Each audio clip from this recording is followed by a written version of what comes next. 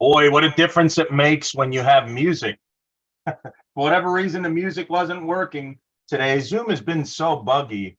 I mean, not everybody's got their camera on, but by a show of hands, if you've been dealing with some bugginess with Zoom, right away, Kevin's hand goes up. It's just been so nuts. I don't know what the deal is with that, but that's okay. We probably have the world's most renowned audio specialist here, Walter Schofield, but he can't help because he's in Boston. Thanks, buddy. You can put that over there, outside there. Thanks, pal. That's my 10-year-old assistant. All right, we're going to kick things off here in just a second, and we'll be right back to you.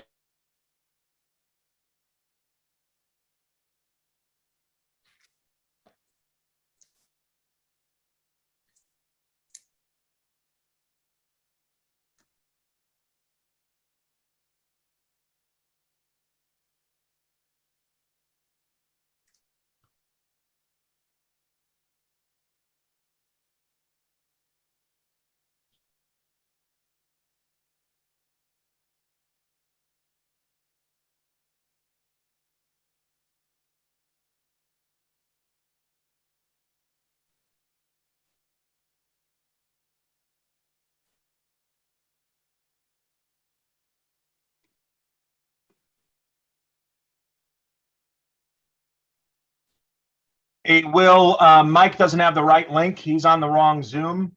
Can you text that over to him? And we'll kick it off with Mike. I see Mike on here.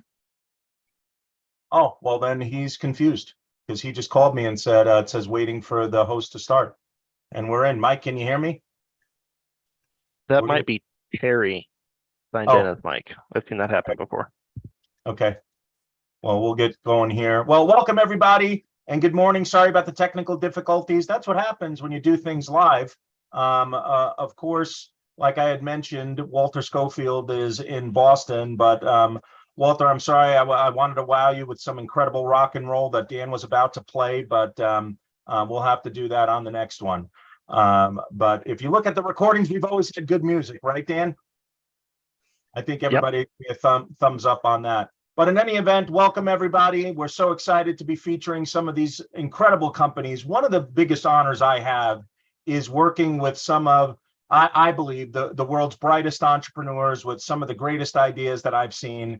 And we have them here in this platform to showcase to investors that are looking for opportunities. And if you guys have been watching the market at all, you'll recognize this trend.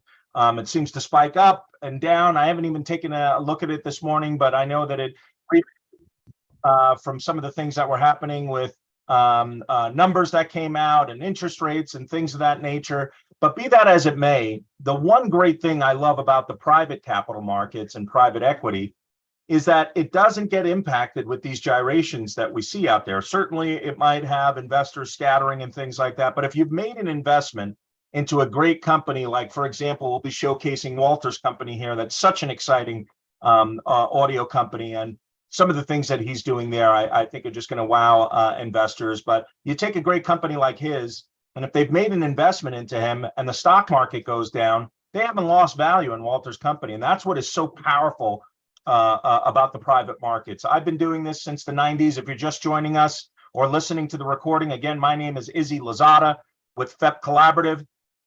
Dan is on here as well. He's our director of finance and operations, probably one of the brightest minds when it comes to numbers that I've ever met. And I've been doing this a long time. If anyone's ever seen The Matrix before, I always joke that Dan can look at numbers and he sees all these different pictures, like it says in the movie, Pretty Blonde, Steak, all those different things. I mean, he just can tell a story with numbers, and it's absolutely remarkable. I'm incredibly blessed to be working with him. And I know many of you have experienced that as well. One of the things that we're going to be chatting about today is our showcase of SPVs. And I just wanted to touch on that so everyone understands what an SPV is. If you're brand new to that arena, if you're a sophisticated investor that's heard of them, but you've never had an opportunity to get involved with one of them, a special purpose vehicle is what that stands for, SPV. And what's become really in vogue with those as of late is the reason behind all of what you've been seeing on Wall Street is liquidity, and it's cash sitting on the sidelines. So now you take an SPV where it can invite some of this cash in, but now everyone is saying, well, I don't want the whole world to know what I'm investing in. So that's what ends up happening in the markets when you see a tranche of big money moving out of one listed security and into cash. People start getting nervous, saying, well, Warren Buffett just dumped a bunch of his airline stock, so I best jump out of it as well.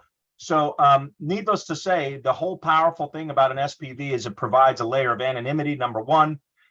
It allows off-balance sheet investments to come into certain deals. And the other thing is, what you're able to do is recognize that you're in a room full of people that have the capacity to write a check and support a great company. Like one of the things I always talk about is the kiss of death with any company is running out of capital.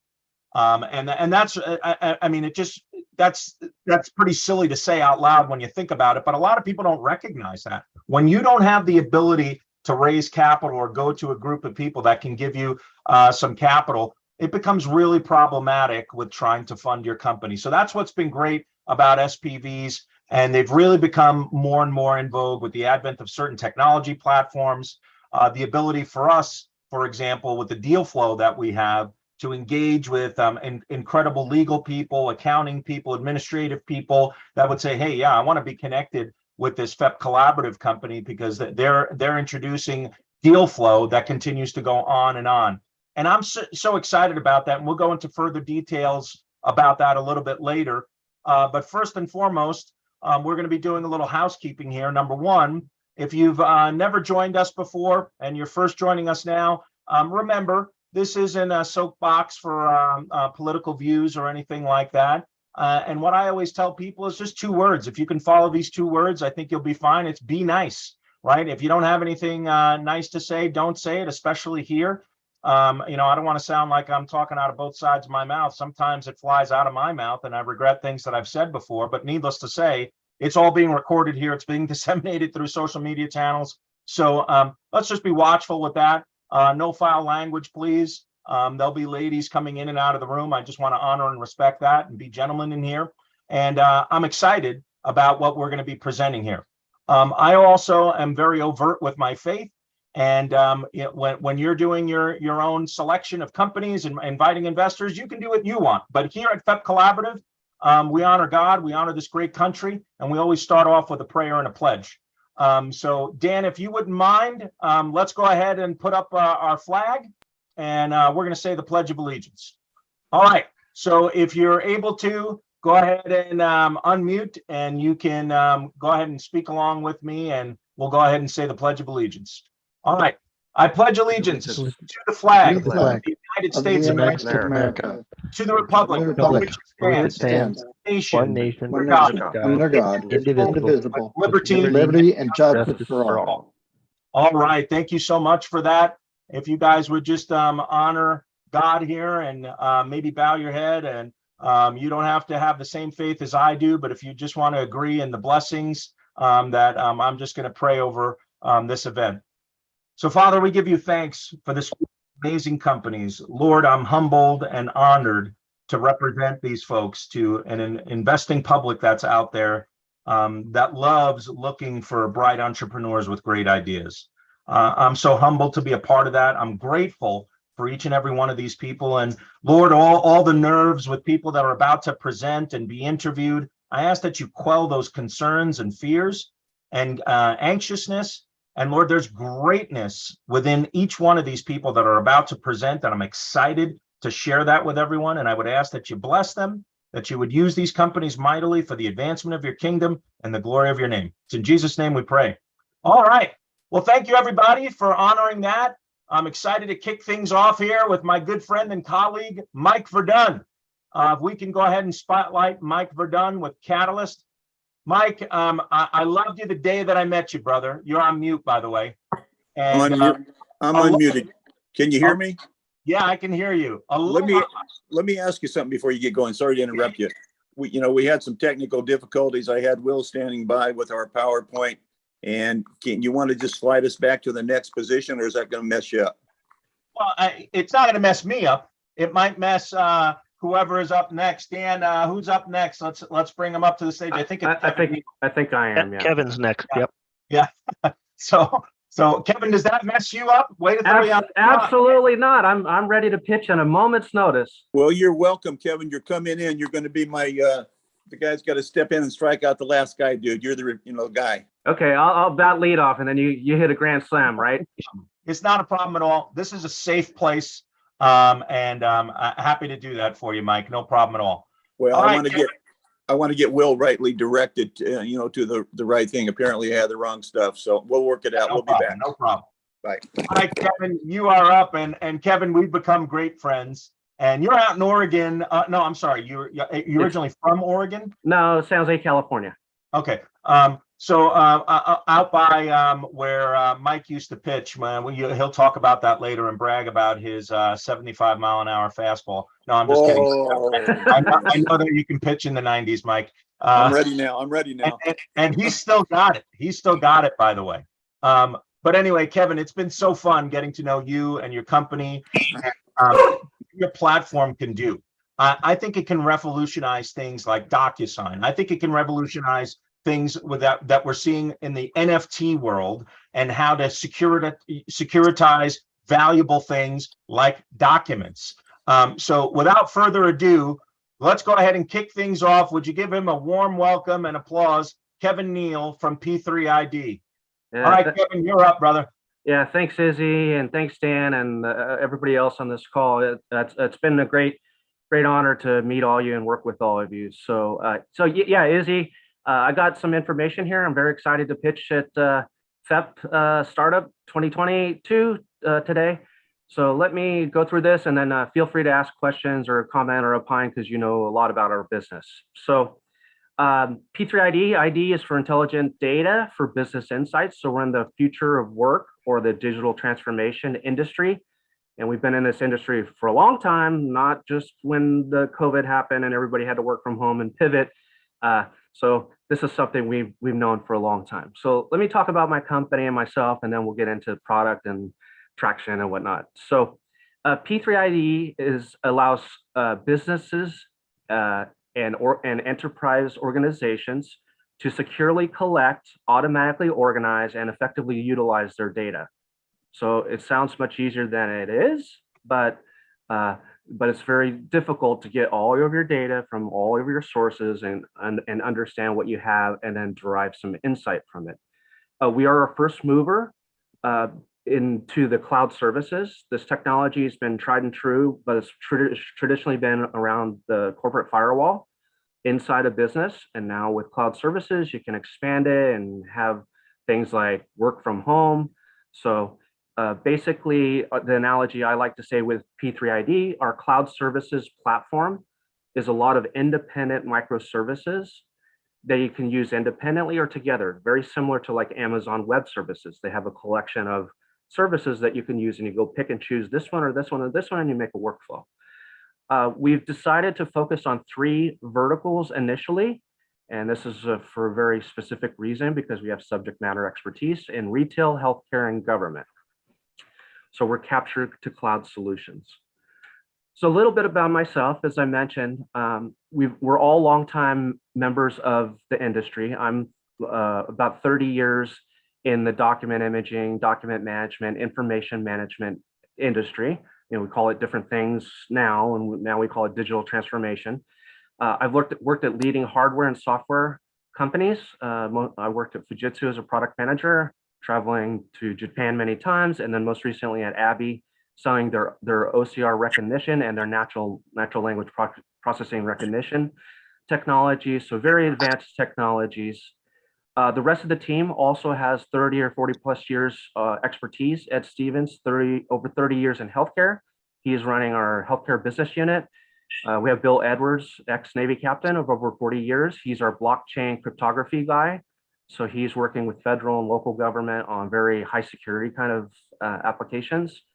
And then Steve No, he's an ex-Army pilot. He has 30 years in business process management. So he works with our retail, and he's done a massive deployment at AutoNation, and he's worked with organizations like the Illinois State DMV. So the team's really outstanding. So the problem that we're solving, and these are huge government examples. This is the PPP allocation, and then the United States Postal Service, and then the IRS with just collecting tax documents. So basically, when the PPP distribution was out, and it's over $800 billion now, it's over $1 trillion, and this is kind of old statistics, 76 billion of fraud detected. I think it's double that, the last numbers I've seen. So the point is that even huge government organizations like the federal government trying to distribute EIDL and PPP loans, it was really fraught with a lot of fraud. It just undermined the fact that it was hard to collect the data and it was hard to validate the data. And this should have never happened. There's easy ways to do that, but they were just in a hurry, and the businesses that needed that money didn't get it. The United States Postal Service, they had a kind of a secret project to collect voting via mobile, and it was a blockchain project. And according to the news article, they said that they perceive blockchain as insecure. Well, there's ways that you can make that secure, so we can make our voting more easy and more transparent. And then last but not least, the IRS. I love this quote: "Paper is IRS's kryptonite." There's a lot of people still waiting for their tax refunds, and the IRS has really problems collecting data and analyzing their data and then responding to it. So these are big, giant government entities that still struggle with this kind of stuff. So P3, I have no illusions that we're going to go to any one of those today, but we're solving these kind of problems at the small to medium business kind of level. And when I say that, it's still 50 users, 50 to 500 users. It's 10 million to 500 million kind of revenue. So these aren't like mom and pop businesses. These are mid-sized businesses, but they're probably classified as small business. So the problem is lost revenue. And it's lost revenue because of innocent disputes. Maybe I did a service, and the grocery guy dropped off my groceries, and he didn't. And somehow I say that the milk wasn't delivered, and then I couldn't prove it. So they didn't have a picture of it. They didn't have a document. So there's a lot of innocent disputes with services and product delivery because the service provider or the product provider can't prove this with proper documentation. So on the national average, there's about 1.5% of bad debt written off. So if you're just writing off bad debt because you can't prove a service, can't prove a delivery, that's terrible. A lot of companies are still using offsite document physical storage. Like, somebody comes pick it up and they put it in storage, and then when you want to retrieve the document, you have to call them. So a lot of organizations struggle with this digital transformation. So P3 comes in, we say, okay, we're going to organize, we're going to collect all your data, we're going to automatically organize this data, we're going to index this data, and then you could do things like recoup your 1.5% of bad debt. So we also automate the process. So instead of people looking at paperwork and then keying in the information, the customer, the terms, the amount, we automatically do that in seconds instead of minutes, days, weeks, or never. So we reduce operational costs, and that's the ROI justification that we go to a customer and we say, hey, you know what, you're spending this amount of money on manual process, automate that process and allow those people to do more productive work like talking to customers, providing customer service instead of manual tedious work. So this is really great to reduce costs, and this is the easy way to justify our solutions. Two basic things that are outcomes of our technology is it's a secure platform and it's an analytics platform. With all this rich metadata, you can slice and dice data, you can index it, you could put it in workflows, you could store it and retrieve it more efficient, you can collaborate. So I mentioned earlier, we're like the Amazon Web Services. So this allows the business process and the business to decide what tools to use to make me more productive. But we're also like the Fort Knox because we have security around our business productivity. So these two things, business productivity and security, have to go together, especially if you're offering it as a cloud service. So I say we're the Fort Knox AWS is the analogy I like to use. So all this said, I want to really drive home a beautiful case study that we closed at the end of last year, and a very satisfied customer. And this is the IT departments that service Big O Tire stores and Jiffy Lubes. So probably everybody on this call is familiar with these. You drive your car in, and at Big O Tires, they'll do a tire change for you, or at Jiffy Lubes, they'll do an oil change for you. So Big O Tires has about 450 locations in the United States, and Jiffy Lubes has about 2,200 locations. So there's a lot of distributed ability or need to capture information from these stores. So what they had been doing, there was two business problems. Was number one, they were using the offsite box storage that I mentioned before. So they would actually have a courier come pick up the documents, and then they would store them in offsite storage. And that was very inefficient, because when a customer calls and says, I didn't get my fifth tire, I didn't get my eighth liter of oil, it was just an honest dispute, because the person paid a credit card at the time, but when the statement came in, they had forgot about it. So now what we did was we deployed these scanners. So the reseller, our reseller, sold the hardware, and then P3 provided the software platform with our ScanBot to collect the images, and then our Docs Extract to extract the information from the pages and then classify the pages, and then our storage system. So we offered these three components as a workflow for the Big O Tires and Jiffy Lubes. So they were able to recoup that 1% of bad debt, and then they also didn't have to pay the physical cost of offsite box storage retrieval. So this was really a great solution, and we've already landed them, and we're expanding to other things like data analytics and reporting. So this is basically kind of like the MVP product and the product market fit, because we've found this is a very good niche for retail. As an end result, this is kind of a busy slide, but this is a partner healthcare analytics application. So I mentioned the next vertical we're going to is in healthcare. And it's a busy slide, but the whole point is this is an analytics application, and they need a lot of rich metadata and indexes in order for their application to be very useful for their users. So what P3 allows them to collect this data from mobile, from scanners, from copy machines, from video cameras, whatever kind of device they might have. We can allow them to collect, organize, index, and then this application is a lot smarter. So it's a busy slide, but I just wanted to show you, kind of the end to end. P3 is the front end, and then these ISVs we're working with are the back end. This is how we make money. I gave you an example of ScanBot and Docs Extract. These are two of our microservices. These are kind of like the equivalent of the AWS microservices. So ScanBot is about a $25,000 yearly subscription. And you can see, we're forecasting 13 units of ScanBot this year. And then we also have a mobile version of that. It's roughly the same price, and we're forecasting 10. And then Docs Extract is a very popular service that we're selling. We have a lot of pending deals right now for Docs Extract. That's about a $20,000 annual service. We forecast at least 23 customers this year. So these are kind of our hero products, and this is the roadmap to $1 million of annual recurring revenue. This is just like a nice picture I like to show where we fit. So we fit between the hardware devices. So these are big, giant companies that make hardware. But when it comes to cloud services and workflows and working with the end user customer to provide a solution, they're not full solutions providers. So they need somebody like P3 ID. Then we have our go-to channels. We have a reseller channel that we've already signed up quite a few resellers. We have some alliance partners, and then we also have technology partners. So there's 3 independent go-to-markets that have different strategies and different partners. And then, as I mentioned, we're focused on the retail, healthcare, and government verticals. The total available market for capture, according to InfoSource, is $32 billion worldwide. It's 5.5 serviceable in the United States. And then based on our 3 verticals of retail, healthcare, and government, we think that P3 can realistically achieve about a $2 billion obtainable, well, there's about a $2 billion obtainable market for P3 ID based on what we think.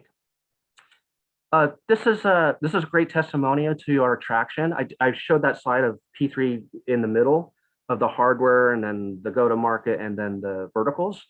So this is traction with the hardware partners. So we have excellent relationships with almost all of them. And here's Fujitsu, Kodak Alaris, and Visionaire Xerox.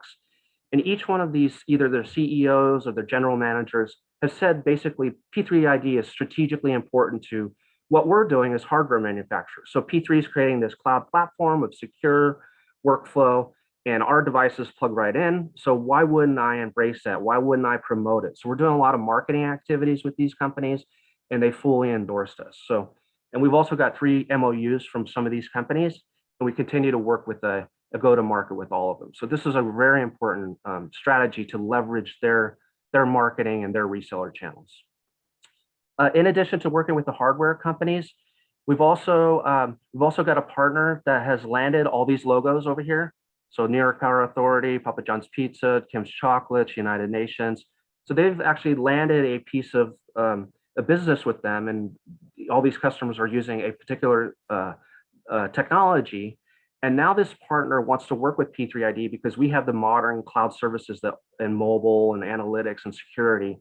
So actually this partner is giving us their customer base, and we're actually upselling our technologies to these customers. So it's a great opportunity for us to continue to onboard customers quickly and upsell them. I also mentioned alliance partners. So these are alliance partners that haven't done technical integrations, but they actually recommend our technology. So Sodexo is a big one that is recommending what our partner in the healthcare analytics space. So a lot of traction around that. I mentioned there's a couple go-to-markets partner channels directly to the OEMs, the hardware manufacturers, or original equipment manufacturers. Then we also do engage directly at the end user. We want to hear what's going on. We want to make our products better based on feedback. So engage at the end user, and we definitely want to possibly in the future have a direct sales channel also. Kevin, before you move on to the next slide, you can go back a second, because I think this is such a juicy slide for investors to recognize. In your go-to-market strategy, let's talk about some of these areas where it's so vital to have a platform like yours. I'm going to jump over to, I've touched on this before with law firms related to oil and gas and their deal rooms. So folks, as you know, I'm located here in Colorado, and all around Colorado and the surrounding states, the oil and gas industry is something that a lot of people don't even understand what happens under the ground. In fact, when I came here to Colorado, I didn't realize you don't own the ground that's underneath you. Somebody else has the rights, the mineral rights to all that. But here's the thing: if you're an oil head, maybe a mile away, and you need to drill diagonally through someone's property, you got to pay people to do that, right, Kevin?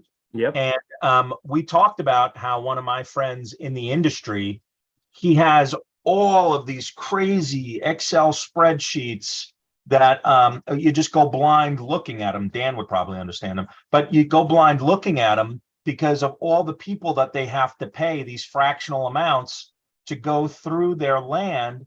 And here's the thing: what if somebody just fat fingers something? What if somebody has an expired lease? What if?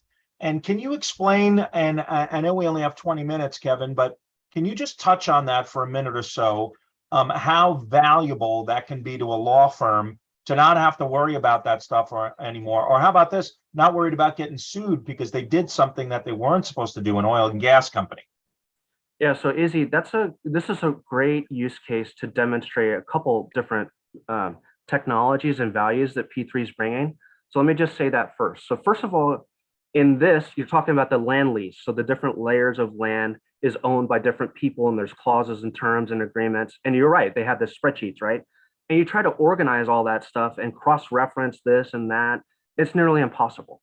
So the concept of a deal room that you can organize all this data, and then whoever can come in and review documents. So it has to be, first of all, you have to collect it, you have to index it, you have to understand these agreements. So use like a natural language processing that can understand contextually and index all this stuff. And then you've got to be able to share it securely. So if somebody can come in and basically review all the different land leases, maybe you have to get 10 different consents. So you can review all this stuff together, and then there's maybe the NLP technology pulls out a clause and says, this is a red flag, look here, right? And it gives you hints to go look, and it gives you a lot suggestions on where to go, what to look for, what, if something's out of whack or the numbers don't match. So there's a lot of automation that you could do around this that's traditionally been very expensive and laborious to do. So that's a good use case that combines a lot of different technologies and really solves a real legitimate problem. Without question. And I think if we go back to 2008, if anyone dares to think about that time in their mind again, what was going on with real estate, mortgage-backed securities, mortgage companies, back then they created this mortgage-backed security phenomenon where they were trading these things back and forth. No one really knew who owned the note because it would happen so instantaneously and they would get traded and hard to track and all that. What some bright attorneys did, which was part of the pressure that was on all these banks, is they went out and said, so you want to foreclose on my client, where's the note that you own? And a lot of these folks couldn't produce it. P3ID can store all that and track every transaction. Can you touch on that a little bit and what that looks like? Yep, absolutely. So that's a use case we're working on too. So there's two things. First of all, you want to make sure that the documents are authentic. That's the number one thing. Then number two, exactly, the workflow, right? The transferability of titles and mortgages.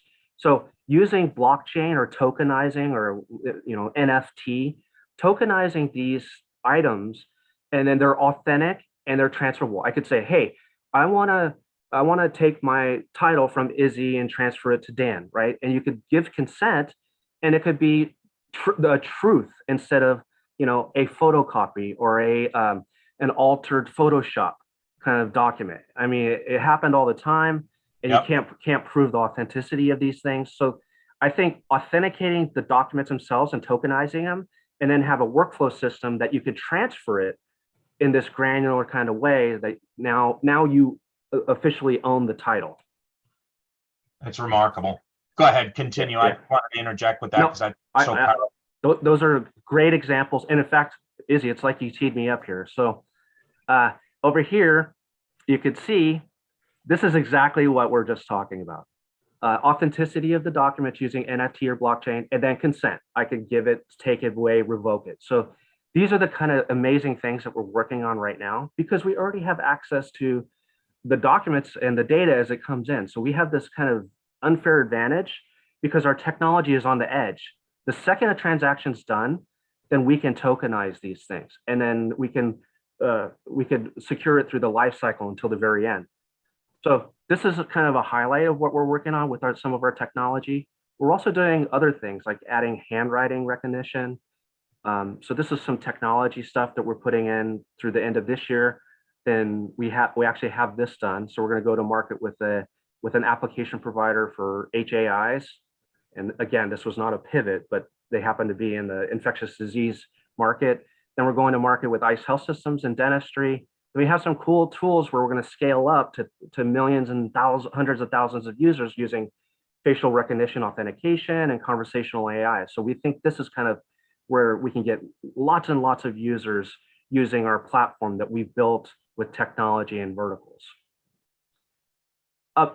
This is a good example of where P3ID fits. I've kind of described it verbally, but we've got an application. You've got a health acquired infection analytics application. So this is a company called EnviroSafe. They partner with Hybia. So they've got all this technology they built up. Where P3 comes in is the collection of the data. So they use our mobile application to go into hospital rooms, and they take pictures before they're cleaned and after they're cleaned. And then they get some data like barcode numbers off the devices that might be cleaning the air, for example. Or they take, like I said, pictures. They have some e-forms, and then you sign it with your fingerprint. So it's an e-forms application, image collection, and then even a scanning application. So basically, they collect the data, and then it makes their application much more busy. So I showed this before, but this is their actual application, and they really love it that they can make their system smarter because they can easily collect data, like I mentioned in the introduction. So there's lots and lots of software companies like this that can use P3ID technology to make their system much more usable because they have the data. So that's the problem, is that there's so many good systems like QuickBooks and Salesforce, and they're only as good as the data put in. So if you can't get the data in, then they're kind of useless applications. So this is a good example. Just finishing on some marketing things. So we're a really good marketing company, and this is why we have so many resellers, is that they don't have to do the heavy lifting. Once we create P3ID branded brochures and PowerPoints and videos and websites, we have a program called the Marketing Syndication Program that we give to our reseller partners, a version of the same brochure, but with their contact information, their logo, their colors. So they're encouraged to share our message with their end user customers. This is a really very popular program. It's like a marketing in a box. So it allows our resellers to get to market quickly. They have a lot of confidence. They're delivering our message. So this is one thing that allows us to scale up quickly with our resellers. And then 2 events. I mentioned I'm personally part of the Twain Working Group. It's a nonprofit organization creating a protocol for device to application connectivity. So it's kind of a very geeky kind of group. But the point is, P3ID is a board member, and I'm the marketing chairman. So I get to participate in events as the Twain Working Group, but P3 technology. So one of these events that we're going to is the Capture Conference in September. And we'll have a tabletop. We'll be showing P3ID technology using the Twain technology with some of our partners. So I'm going to be on stage talking about P3ID and working with Twain and our partners. So this is, we get a lot of exposure. One more thing is we're having a Developers Day at the beginning of November. Same kind of thing. It's sponsored by the Twain Working Group, but there's a lot of big companies like Visioneer and Verve and other potential sponsors. So I'll be there. I'm actually leading this effort as a marketing person. So I'm organizing a full day where there's going to be 20 or 30 developers. There's going to be probably 10 to 15 companies sponsored.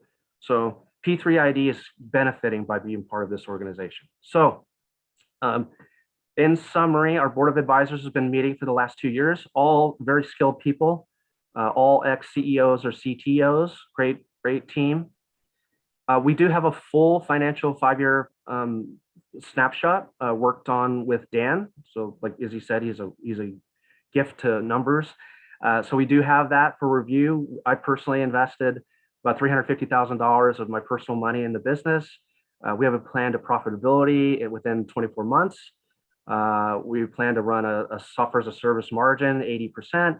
And the use of funds, we will do some R&D, about 30%, but most of the use of funds will go to basically business development people, because we already have a pipeline of business that we need to go and address and work with the customers and get the pilots going so that they can proceed in the pipeline. So we have an opportunity, sales pipeline that we want to address.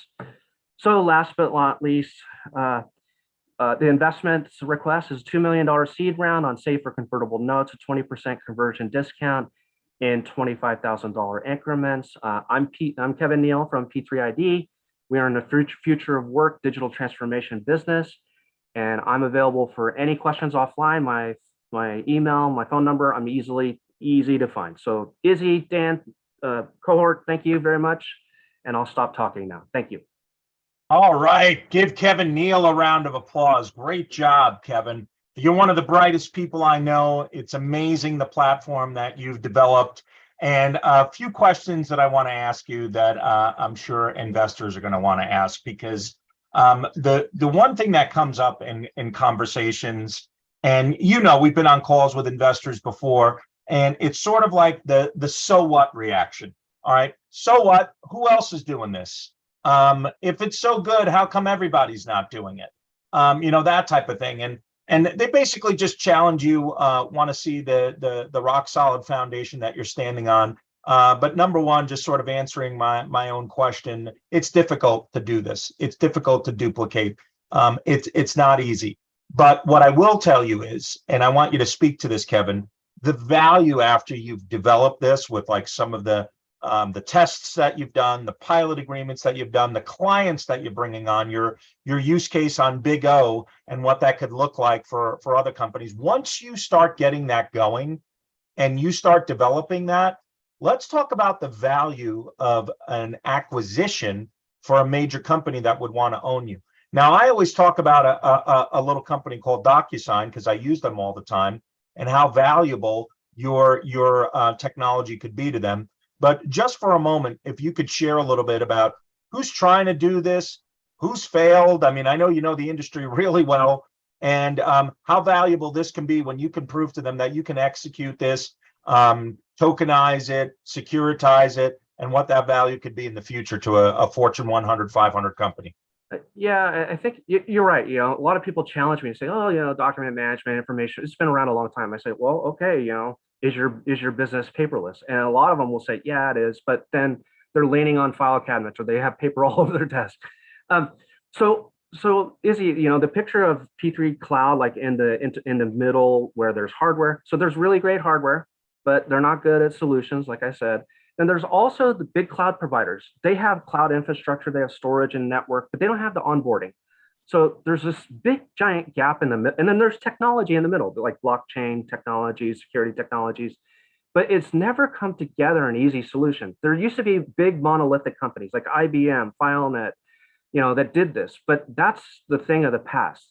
People want small, digestible kind of technologies put together where they can, if one's not working, they could swap it out and put in another one. So that's how modern systems are built. And as organizations transition to cloud, that's how they're building their stuff. They're getting this piece part, this piece part, this piece part, or they'll go to one vendor like us and say, okay, you got a collection of things and we'll put them, and you put them together, you know what? And it makes it easy for us to onboard. So that's how this big stack companies, even like Google and IBM and well, Amazon's always been like that, but these big giant companies, Oracle, right? They're even saying, you know, be more agile, use more kind of like smaller parts that have very niche uses, niche capabilities that do stuff really good instead of this big stack that does a lot of things poorly. So I think that's a summary, is that nobody has connected all these things yet. I know it might happen in the future. And that's why I say we're kind of a first mover that's done this. I could see big cloud coming in and saying, okay, we're going to start acquiring, you know, companies that deal with hardware. And because we need that first mile, they have the kind of like the last mile, but they don't have the onboarding. They don't have the feet on the street that's going to go consult and say, hey, you know what, we need to get a business process before we start applying technology to it, right? And we need to get all the stakeholders in the business to buy into this, because guess what? We're going from hard copy to digital. And if it fails, our business is going to stop. So we've got to get CEO, CSO, CTO. We got to get the workers themselves to buy into this. So there's a lot to do in this stuff, other than just saying, here's technology, go figure it out for yourself. Absolutely. And you know what and I don't want to go so much further here, but I get so excited about your company all the time. And the one thing I wanted to ask you was related to, let's call it an audit, if you will, like what's happening with Elon Musk and Twitter. Is there a way to deploy a technology like yours to say, hey, you know what? We know for a fact that these are bots, these are real accounts, based on, you know, what's happening here. And if something was changed on that, and you know, securitizing and tokenizing that, the value of all of these phantom accounts that are on there with the Twitters of the world and everywhere in social media. Yeah, you know, collect all the tweets, collect all the emails, collect all the documents, collect all the voice conversations, then make sure they're authentic. So you lock them down, tokenize them, and then apply some analytics to index them so that you can then apply analytics and find things that have changed, right? If this tweet had changed, right, then there's some kind of, this is not an authentic tweet, and then find some you know, kind of connecting the dots kind of thing. Yes, that's absolutely possible. I've personally worked on this for like IP fraud and detection. Like people, you know, they have an idea. Well, they're working on a company, they develop some IP, then they leave, but these email conversations, oh, hey, we're working on this. So in the past, in my career, I have done things like this. So that's what P3 is going to work on is because we have the ability to collect, index, analyze, secure, tokenize, because of all those things, we can do these kind of amazing things. So yeah, the Twitter debate, there shouldn't be any debate about, what happened or who said what. It should just be all out in the open. Here's the corpus, and then it's for interpretation to the courts. Love it, because I could see this being utilized even when numbers are released for publicly traded companies. And Sarbanes-Oxley came out years ago, and how important that is. But how about this? Wouldn't you like to know if an organization is using what's called GAAP accounting principles, generally accepted accounting principles, and if they're attempting to cook the books? Like I don't know if there's people on here that even remember back in the Enron days and what they were doing.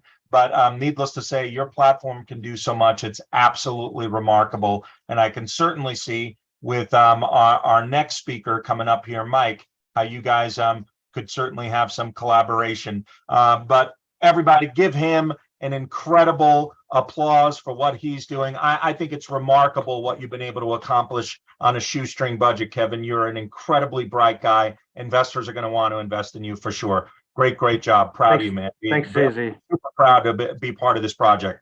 Appreciate All it. right. Up next, we've got my good friend and colleague, Mike Verdun. This is Fastball, Mike.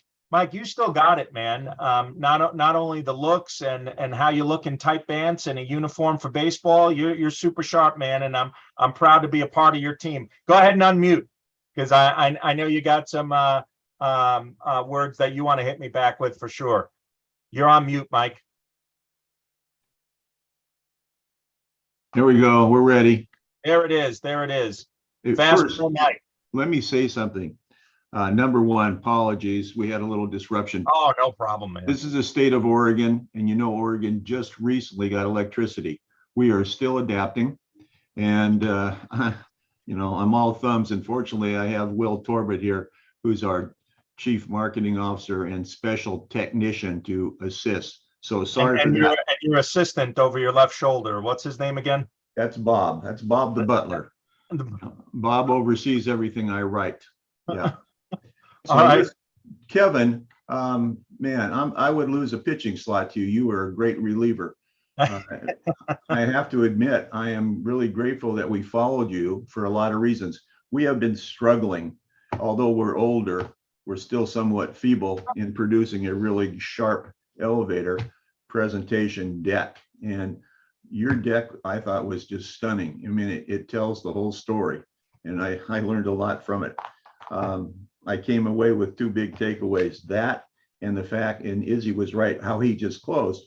We have a lot of synergy in what we do. We're coming at it from different positions, but we're just now finishing up an NFT and token, and boy, I'm learning a lot. And thanks to Will, we're managing it. But some of the stuff that you're doing and the authenticity, and our whole thing is trying to provide a level playing field for individuals to be able to bank fairly and not be mistreated, treated poorly, losing their home because of bad trustees that are getting changed. And blockchain is our whole essence there. Anyway, learned a bunch. That was really great. Thank you. I hope I took your number. I'm gonna be calling you sometime. Thank you for the Thanks, input. Mike. Yeah. Appreciate it. Okay, I'm yours now, Iz. yeah, and like I mentioned before, I know I was kidding around there. You hurt my feelings. I've got a documented 102-mile-an-hour fastball at Dodger Stadium, and you diminished me. Boom! There you go. That's what I'm talking about. And I've been so impressed even the first day I met you, because you come from my background, Mike. You come from my wife used to make fun of me because I had a dented index fingernail right there that it used to have like a horseshoe shape, because I had 3 phones on my desk, Mike. You probably remember these days. I would dial 3 phone numbers, dialing for dollars, as they would say, 500 dials a day. And that was my life, right? But you know what it's like. attracting capital, connecting with investors. You closed probably one of the biggest transactions. I don't know if we're allowed to publicize that because that company is still public to this day, but what you did there in the 401k space and everything else, I mean, it's remarkable. You know the gig really well. And then you identified some very smart people in a very up and coming niche. And I'm excited to be showcasing Catalyst with the SPV that we just launched here. And I'll tell you what, the conversations around this are heated discussions. You just pinged me earlier about the investors that are interested in this as well that we're going to be connecting with. But Mike, let's jump into things here. And as we want to share slides, Will, if you wouldn't mind controlling that and answering some questions, that'd be great. But Mike, you know, looking at this space and what it could be in the future, the debit card space, the wallet space, encrypting, tokenizing, all that. Can you touch on why you got so excited about this space to begin with? Yeah, I'm happy to tell that story. I have to admit, going back to what we're doing with NFTs and cryptos, we've gotten very involved with Twitter Space, which is a whole new thing to me. And I think I'm going to start a public speaking organization because we're on these things every night. These folks are incredible. They never stop. But you know, they're asking all the right questions, and it's an effective way. And what we preach on these Twitter Spaces in a different way that I'm going to present today is 1991, my history. 1991, I'm watching Max Kaiser. When I talk to these folks, they have no idea who Max Kaiser is or Red Skelton or anybody else. And that was prominent way back when. And Kaiser had a great talk show. He was a stockbroker and then switched over to interviewing process television. I caught him in 1991. He's in England and he's interviewing two young men, come into his stage, his studio. And he says, "What are you guys here to tell me about?" And they said, "We are," quote, excuse my French, "we're really pissed off about the banking industry. They are no longer our trusted advisors.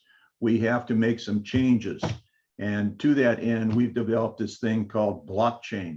And nobody knew what it was, and Max didn't either, and he pushed in and they went on. But ultimately, you read about them. They're the PhD guys who actually did create blockchain and who were honorably mentioned in Satoshi's, if that's pronounced properly, Bitcoin white paper 8 years subsequent to that. And they have credit for it. We saw blockchain as a field leveler. We saw it as a way to restore power, authority, control of your personal financial world. And I'm speaking on a macro. So Will's here to talk about micro, but it gave us some hope that something could be done. Blockchain was a real deal. And 1991, that was a few years ago. And it's no different than way back when I'm driving home as a stockbroker with the Time magazine.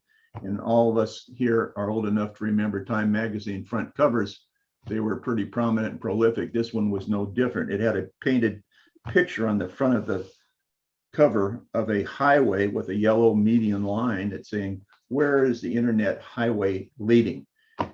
I thought, literally, I went home and I said, "Shell, what is this highway they're talking about?" Okay. And on my desk, if everybody can see this, I read this thing regular. This is about the speed of change in technology and what has happened. In 1986, thank you for the kudo they gave Terry and I with Hewlett Packard. We didn't have cell phones. We didn't have technology as we have it today. And look what's happening. Look what Kevin is doing and what we are beginning to do with our great fintech revolutionary disruptive technology. And from 1991 to today, this thing has been percolating. 3 years ago, we sat down and we had a mission statement. We were looking for some young, robust startups with great technology that needed some management help and some money. And we bumped into 3 of them. 2, we missed one. It's gone on to become a publicly traded company. Our mistake, we weren't fast enough and nimble on our feet, and we didn't have the currency to step up into it. The other one was a fantastic company that had great solutions in cannabis and the unbanked and huge monetary possibilities. And this guy went ahead and died on us. Can you imagine? And we lost the whole technology. But the third thing we were looking at, we stumbled across a company called CT Technology. And we actually, our model was buy the software. So we bought this patented transaction that gave us control of, I say hack-proof, Will kicks me under the desk, don't say hack-proof. Hack-proof technology, which is a major problem to retailers and to individuals and to banks.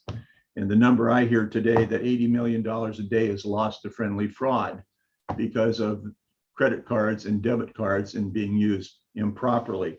We have a remedy to that situation. That's one of the many things that we can cure. When we talk to Columbia Sportswear or to Home Depot about this problem, they blink and they like what we have, but we're not seasoned. We're not ready yet. We're going to be out with our first debit card end of this year, and we're going to introduce it. And unfortunately, most people get hooked on the introduction of something that, wow, it can't be done. We're offering a 10% cash reward back on every purchase instantaneously. And it can be done because we have people in our background, our founders, Terry Atson and Mark Usinger, who come out of financial and the banking industry, that said it could be.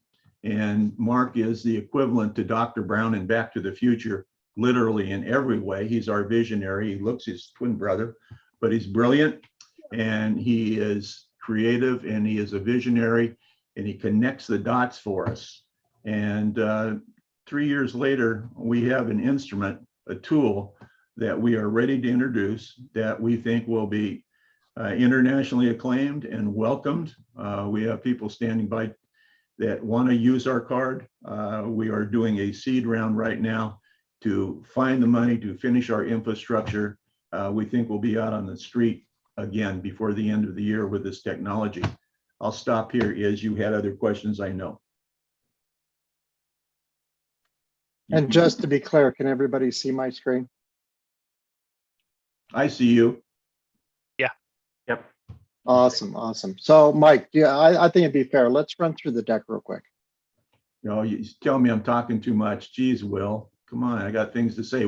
Hey, Izzy, are you still there? Did I put you to sleep? He's gone. Can you hear me? I can hear you just fine, Mike. All right, let's run through the deck. So I made mention, you want to take me to the next screen? I made mention of our other founders. I'm the handsome one in the top right. Dr. Brown, that's not really him. That's a facial mask, Mark Usinger. And Terry Atson, who is my 40-plus year partner in the financial services industry, who now lives in Montana. He's a brilliant author and a market timer with his special technical analysis capability. That's what he did when we worked together. Thanks, Will. Next. We show this picture, Jack Trout. Some of you our age may have remembered Jack Trout. He was a very prominent author and business strategist. Terry had the opportunity to meet him personally. And Jack always said, first things first, power of simplicity, differentiate or die, but I'll never forget. Jack says, look at whatever you do, you got to be first. And we've taken that to heart. We want to be first out there. You know, you turn on TV and you see Samuel, you see Cap One, you see Discover, you see it all, and people are offering rewards. And there's normally a little disclaimer that doesn't get showed and read the fine print, but we know this is not something new. A lot of people are chasing it. We know a lot of the major banks are watching us, even though we're just a startup, small fry, but we have the technology and we're ready to weld it together and get on the street with it. This goes back to 1991 and change. And this is what we saw with blockchain. And it hasn't, that hasn't changed. It's something that is happening every day. We want to be on the forefront of it. Go ahead, Will. We thought Catalyst Capital was uniquely named because that's exactly what we are. We bring a fundamental change, and that's our mission. We want to change the condition of the condition. Next, Will. We have a wonderful data processing organization behind us that makes all this happen. When I get a chance to stand up in front of the city of Albany, like I did 3 weeks ago, and have 3 minutes to make a presentation to the city council before they say, well, you can come back and talk to us. Will was with me. 3 minutes isn't a long time, especially for me. I can take a breath in 3 minutes. At any rate, I held up a debit card and I said, this debit card can fund the sports complex that you're trying to do for the youth of your city, because here's how it works. And that was my opening and closing statement, presenting a solution, how they could raise $20 million without doing a tax increase or doing a bond fund raise. So that is the idea and the essence of what we're doing with our reward card, our debit card. You can go to the next one, Will. I mentioned that 1990s. The essence of what we do, we call the Inside Edge card. And it's really made up of 3 components. It's made up of a card, it's made up of an app, and it's made up of a national shopping chain, if you will, called the Wana Store. And it is built around our patent pending encrypted technology. Fees are obviously lower because we will be issuing our own cards. We're acquiring a Swiss trust corporation, which legally allows us to issue our cards without being dependent on a banking institution, although a banking institution will always be involved because of the ACH requirement in the United States. We offer immediate transactions, not a 90-day wait on cash back. We have a saying, money back in your account before your pizza is delivered. We allow cardholders access, and this Army knife concept is significant. It's not just a card. We think we have several solutions. I present, like you folks do, to several people in search of capital. And the ones that hone in on what we're doing in our space are pleased because we have diversified, if you will, the risk of what we're doing. We're not just a card. We bring crypto, we bring every type of transaction. What we're offering is restoring banking to not an institution or a financial landmark or a building, but to your iPhone, your app, and your capability to do everything you need in what we call the wallet of wallets. Thanks, Will. I mentioned about eliminating fraudulent use. When we presented to Columbia Sportswear, they were absolutely fascinated with what that could mean to them. And we believe when we get stronger and have built a infrastructure that impresses them enough to trust us with their hugeness, we will be back there, and I think we'll have a successful offering. Wallet of wallets, instant 10% cash back, big deal. There's more to it. 10% is hard to beat. There's no cap, there's no limits. We're trying to hire away Samuel Jackson, and I'm hoping that Izzy steps up and writes a large check so we can buy him, because it's very expensive. So when Samuel stands up there next, he's going to talk about wallet of wallets, not what's in your wallet with Capital One. Yeah, that's what I was just going to say, if I can interject, you know, everyone knows the namesake and the mantra with what's in your wallet, but I can tell you right now, if you have a card that you purchase something and 10% is immediately landing in your account, because I've got some other deals with, you know, from a Sam's Club card to whatever, and you get these ranges of 3 to 5% back or whatever it is. But it doesn't happen instantaneously. And I think that's one of the most remarkable things, what you guys are doing here with your platform, and how you can connect all these different buying powers from crypto to another card and everything. Can you touch on that before you move to the next slide? Or I don't want to steal your thunder either, Mike, but I think it's so powerful how it doesn't only have to be the Inside Edge Club. My buying power on my Amex, on my Bitcoin, whatever it would be, it could be right through this platform. It's absolutely remarkable. We're presenting every day. Yesterday on a Twitter space, I'm listening to a response from a builder in Crescent City, California. He says, I spend $100,000 a month on supplies and they're getting worse. It's getting more expensive. Are you telling me I could use this card to purchase my supplies and get an immediate 10% back? Yes, true. And we'll go deeper into, everybody says, well, that can't happen. Well, it can happen and it will happen. And we've beta tested it. It's there. It's just that most people don't understand banking and what's behind the wall. What Izzy's intimating is we can link any of our customers' cards. We connect. And Will, if you want to step in and radicalize that, go ahead. But you can bring your American Express, you can bring your MasterCard, you can bring your Visa, and everything is linked together. And that 10% is a big feature. You want to touch on that, Will, or is that enough? No, I can touch on that real quick. So essentially the technology that Mike was talking about that we acquired back in 2019 through CT Technologies is the highest form of encryption available in the card processing space. Still currently remains to be that standard.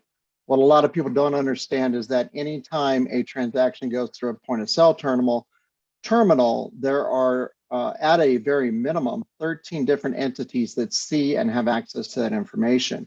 Using this encrypted technology, it limits the amount of people that see the information.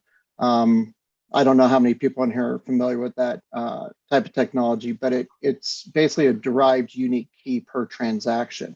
So with that being said, only us, the card issuer, because we will be the card issuer for this card, and you, the end user, ever see all the information that's ever contained on that card. So from that perspective, it just limits the visibility and the exposure of the information, and would speak to essentially locking it down from an identity theft perspective. And I think that's really cool, and that's really the power. Now, when we talk about figuring out a way to apply this technology to cards outside of our ecosystem, we are currently, I'm actually working with our CTO on that, and we're currently devising a plan and a pathway to accomplish that as well. So the segue there then is not just the individual market that we're pursuing, but quite naturally merchants, i.e. Columbia, Home Depot, smaller. I'm talking to a chain of 6 fitness clubs in Boise, Idaho right now. And they have about 30,000 members in the 6 clubs, and they're paying $300,000 a year in the processing fees. So not only is that 10% reward available, but the processing fee that we can take to that merchant can result in up to 50% savings.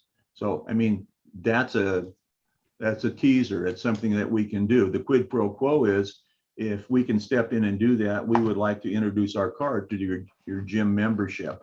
And they're going to be happy with that because it's looked at as a real perk. Not only are they paying their $50 a month, they're getting 10% of it back immediately. So both sides we're covering. It's going to be merchants, individuals. My big focus is going to be philanthropic charitable organizations. Learned a real lesson when I presented to the city of Albany a few weeks ago and talked with a financial director, a lady who actually worked for Hewlett Packard. Hewlett Packard's big in Corvallis, about 20 miles to the west. But she said, that's really intriguing. That is something we have a problem with. The city needs money. The city will always need money, quoting her, and the city will never have enough money. And that's not just true of the city of Albany, Oregon. It's true probably just about everywhere.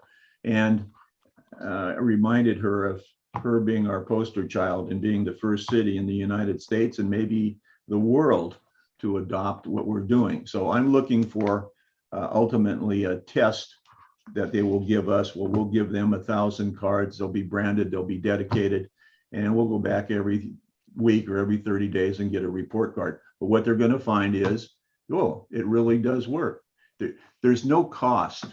There's no investment. There's nothing to be lost. Trust, fear, those things perhaps. But receiving 10% back is receiving 10% back. We think we will overcome the initial fear of that, and it'll be very, very welcome. Okay, did you want me to speak on something else?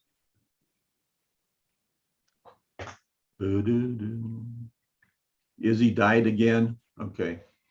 private placement memorandum, PPM, we are live, we're out there. Sorry, it wouldn't when I was clicking on it, it wouldn't unmute, and sorry. Go ahead. I was just starting on our offering, and we've raised $1.5 million. We're in the middle of a $2.5 million piece right now, actually tied to our NFT and our token.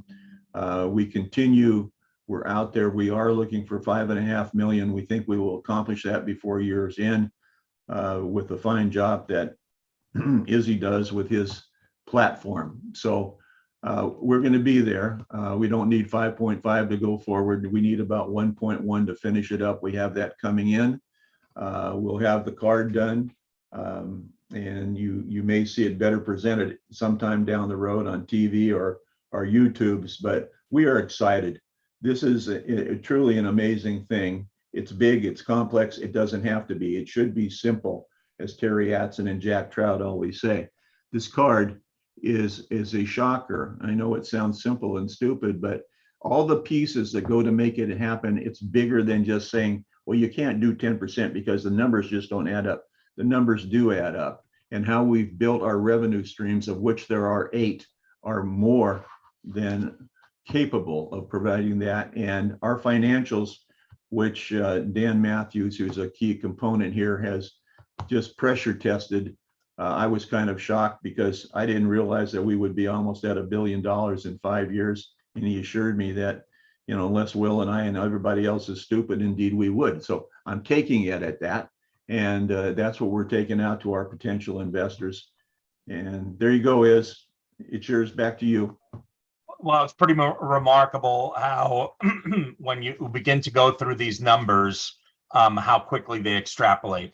And there's no doubt in my mind, as we talked about, the average debit card user, credit card user, even that gentleman that you were talking about that's purchasing supplies. Well, gosh, I mean, he can fund an employer or two by just getting money back from the supplies that he's purchasing, and it's absolutely incredible. And when we present this to the investing public out there by way of this SPV that we've launched, you know, that's what you always hear is, how is that even possible? I'm in banking, and what a lot of people don't realize is what's underneath the hood. Excuse me. When you start to look at why is it that your money gets held up, you know, pending for 3 to 5 days and things of that nature, and what they're getting back from returns, it's absolutely remarkable. Let's think back to the days when there was that Wells Fargo scandal. Why were they opening up all these accounts?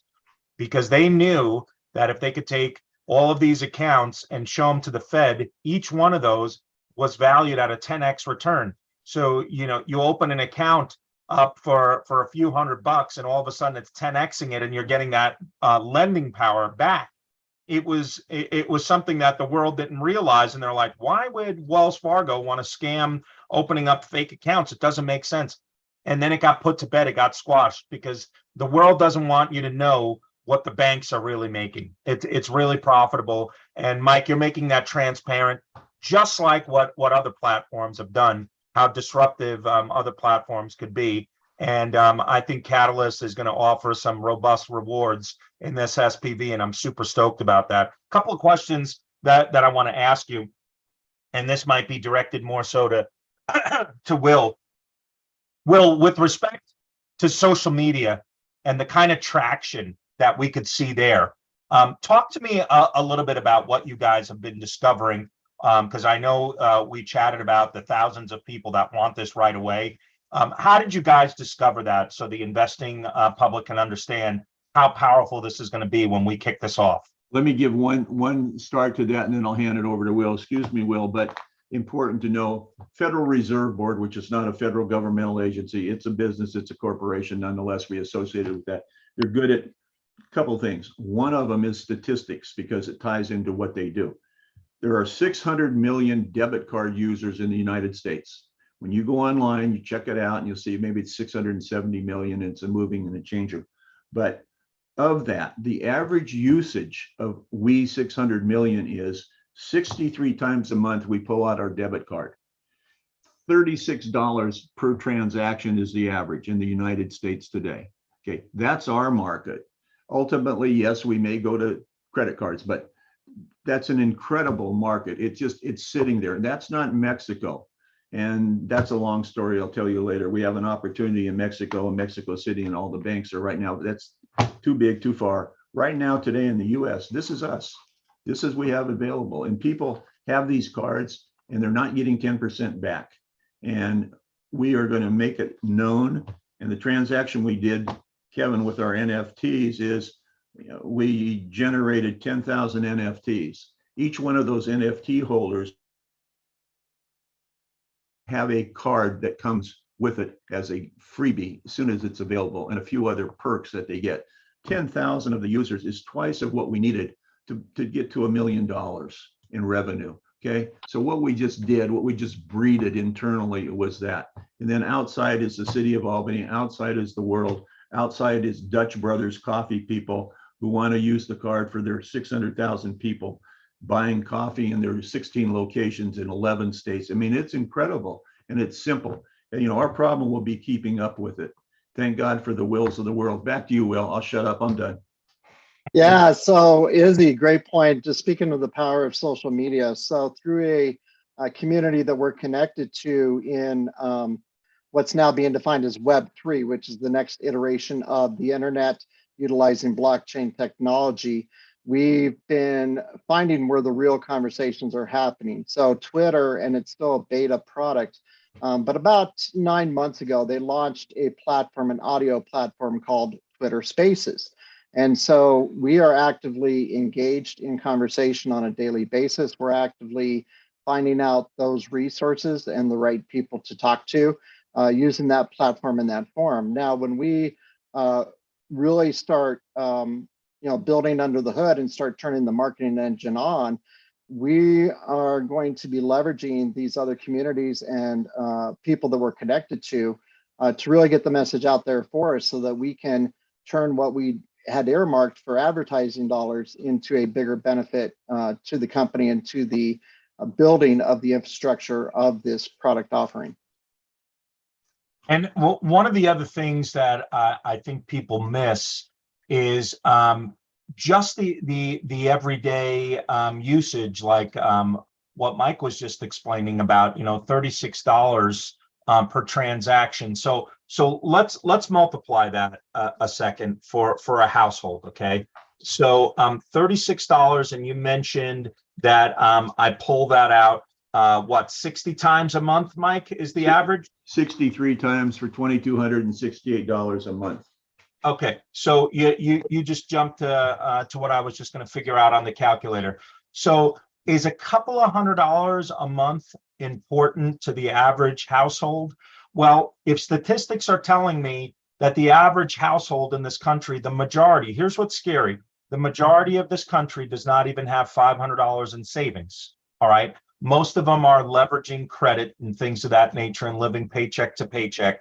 Do you think a couple $300 is important to come back to a household for stuff that they're buying anyway? Because I would call that an anyway market, no matter what the economy's doing, no matter what interest rates are going to be doing, people are still going to go out and buy milk, bread, eggs, gas, clothing, stuff that they need for their household. And if they're pulling it out 63 times for an average of $36, a couple $300 can help a household pay for their minivan payment or their car payment, whatever it is. It can help. And what I'm telling you is, I just see, as I was alluding to, Will, so many people flocking to this on social media and saying, I just got $300 back this month from my Inside Edge Club card.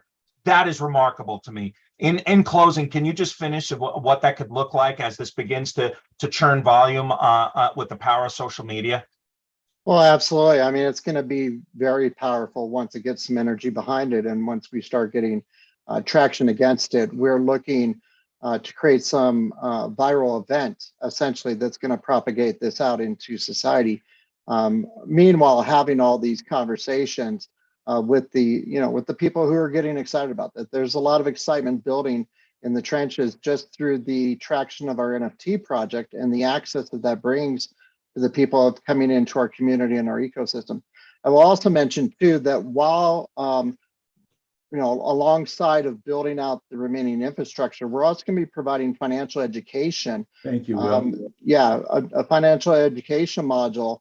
We have a qualified educator who's going to be working alongside of us and drafting all the content for that. He'll be on YouTube, a couple, 3 times a week, doing videos, just educating people about what it means to, 1, be in control of their own finances, or 2, what does it mean to create a household budget and be able to effectively manage that. So there's that component as well. Yeah. I love that. As my mom was telling me the other day that the lottery down in Florida, I don't know if if it's already, the numbers have come out, it hit like $1 billion or something like that, the jackpot, right? And I remember years ago, Dave Ramsey talking about, and hopefully he gets wind of this, and the social media channels, he gets wind of the Inside Edge Club. And here's why I say that. The average lottery addicted person, to that, spends $300 to $500 a month on this. And it's interesting how they strategically put up these lottery what do they call it? Distribution points in liquor stores, laundromats, all these different places in impoverished areas, right? Because really, a lottery is for the mathematically challenged. You know how hard it is to win any money in the lottery, right? But what Dave Ramsey would say is, if you take $300-400 a month, right, and you put it away for 30, 40 years and you're retiring, you're guaranteed, a 6 to 7 figure return, right? But people don't know this. What if the Inside Edge Club could take that education and say, hey, here's what you should be doing with that money. Let's put it away for a little while for you and your family and your state or whatever. And that is just so super powerful. I absolutely love that. I think that's going to create some wildfire on the social media channels. Go ahead. You looked like you were going to say something. Thank you. I was just agreeing with you. Yeah, me too. Stand by for the Wana store. We didn't do it justice today, but the Wana store is, we have a new ad to our company. He's going to bring a plug into our Wana store that's going to offer several hundred, if not thousands, of merchants who want to be involved, that are providing goods to our membership, where they can turn around and use that through the educational process and do better. Some folks have never heard about a Roth IRA. We're not stockbrokers here. We're not securities oriented. We're very compliant. But what we want to do is educate, help keep the money. We want to keep it inside also. And there's so many things for us and for them to do. We want to make them aware of it. Thanks, Iz. Well, excited about this. If you just joined us, we just went over Catalyst Capital Holdings. Contact us about the SPV. We can get you the granular details on that. I'm super stoked about this. I think it's going to revolutionize the way people use their credit and debit cards. Give Mike Verdun and Will Torbett a round of applause. Great job, guys. Excellent presentation. All right. Thanks We're for having us on, Iz. Yes, absolutely. My pleasure. Proud to be a part of it. We're moving on to a remarkable technology. I love this because we're a sports household.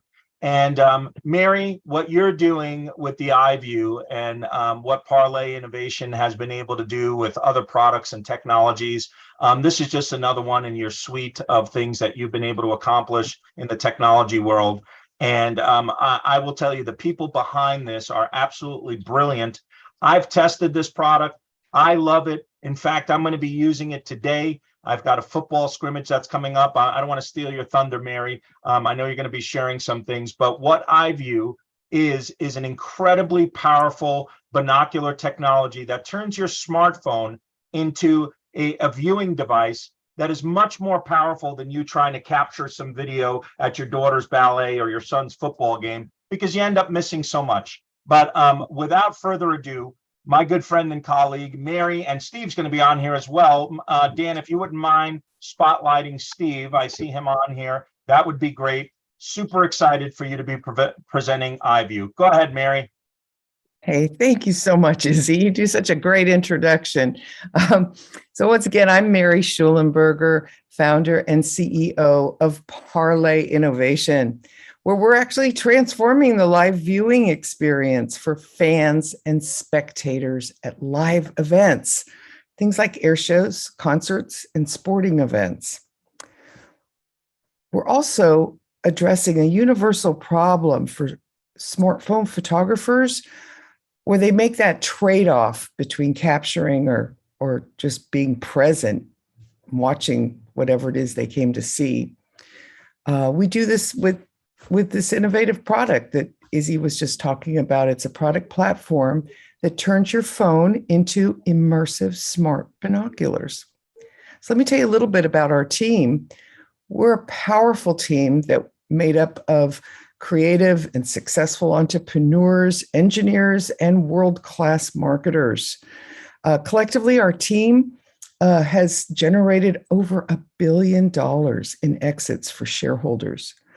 We've launched hundreds of products into the marketplace, and we're very excited about these the opportunity that we're bringing to this marketplace. A little bit more about this problem. We all do this. We hold our phones out at arm's length at a special event that you're trying to capture, and you're not really seeing what you came to see. We believe if it's worth capturing, it should be worth experiencing it too, instead of just seeing the back of your phone, as something's going on. And of course, as fans, we all want a better viewing experience. Most fans are, as you can see in this picture, most fans are so far away from the action they could barely see anything. We want to change that. We think that, if you've come to a game, and we've talked to lots of fans, a lot of them have decided not to even go to the venues anymore because they're so far away. They end up looking up at a Jumbotron, and it's not ideal at all. They'd rather just watch it at home. So let me just go to the next slide. So we're introducing iView, and the iView is a lightweight device that we designed so that it works like binoculars. You slip your phone in, and you're actually seeing what the camera sees. We have an app that maps to our touchpad. There's a proprietary touchpad that we built into the device so that you control your smartphone camera functions as you're looking through the optics. With the iView, you're able to zoom in up close, record, and live stream all at the same time. Yes, they came back. We've got these advanced optics that actually magnify the phone screen, so you're seeing everything in high definition. Sports fans have told us it's like having your own personal Jumbotron when you're in the stands.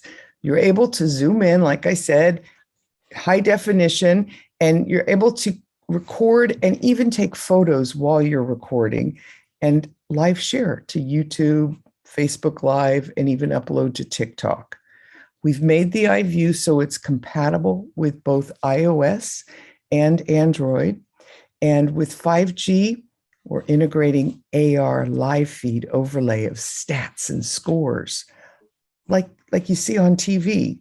Only instead, you'd be at the game and be able to look through the iView and see like the yellow first down line or the speed of the pitch. Anyway, without further ado, I'd like to introduce you to Steve Kalman. He's one of our board members and investors, and he's the former CEO of SoftBank and many other companies. He's our acting CFO, and he's going to share with you our exciting market opportunity. Mary, thank you. Hello to all, and I saw a couple of names earlier that wondered if that are watching that I was curious as to whether or not we knew each other from SoftBank days, and if so, please give me an email. I'd love to catch up. So in any case, before we jump too far here, here's an important thing to understand about this product, okay? Is that the product is a platform. A platform for what? Some people call it hardware engaged services and so forth. I don't want to get too caught up in this, but the important thing is this is a content play. When you think about the types of content that Mary was talking about, I mean, scores, the ability, for instance, speed, to the first base or whatever. I mean, all of those kinds of things, very accomplishable through AR, including the notion of being able to say, well, you know what, I want to see that pitcher against that batter last time they played the game, a year ago, whatever it was, and split your screen and take a look at it. You can't do that on the back of your phone. You can't see it. But when you're looking through a device and seeing all of this as if it's a big HD, television set, it's very, very clear, and it's all recordable, and it can all be projected to your friends, family, and so forth. So the reason I say that is think about all the different types of content.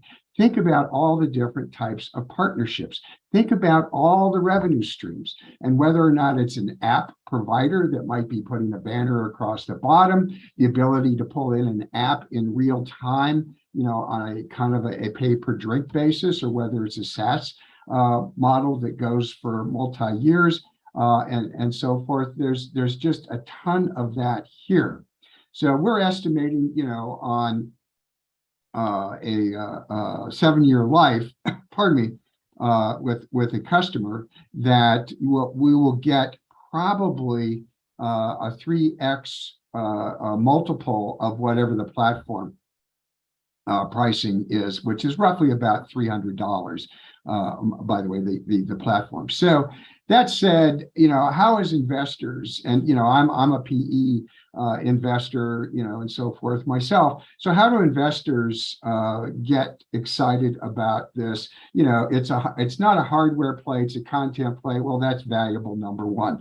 The second thing is that, I want to keep my risk low.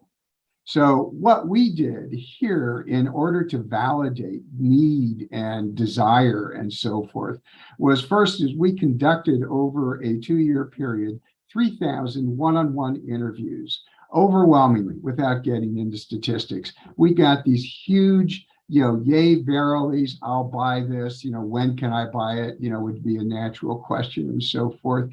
So that also gave us great user input into the final physical design of the product, industrial design, if you will. So then we did a crowdfunding campaign to see if people would pay real dollars. Okay, so we blew away our number with that. Again, it wasn't for money; it was to understand people's ability or desire to buy the product. Very importantly, what I'm leading to here is then we paid a third-party research company, the kind of company that does work for Disney, very specifically, if you will, okay?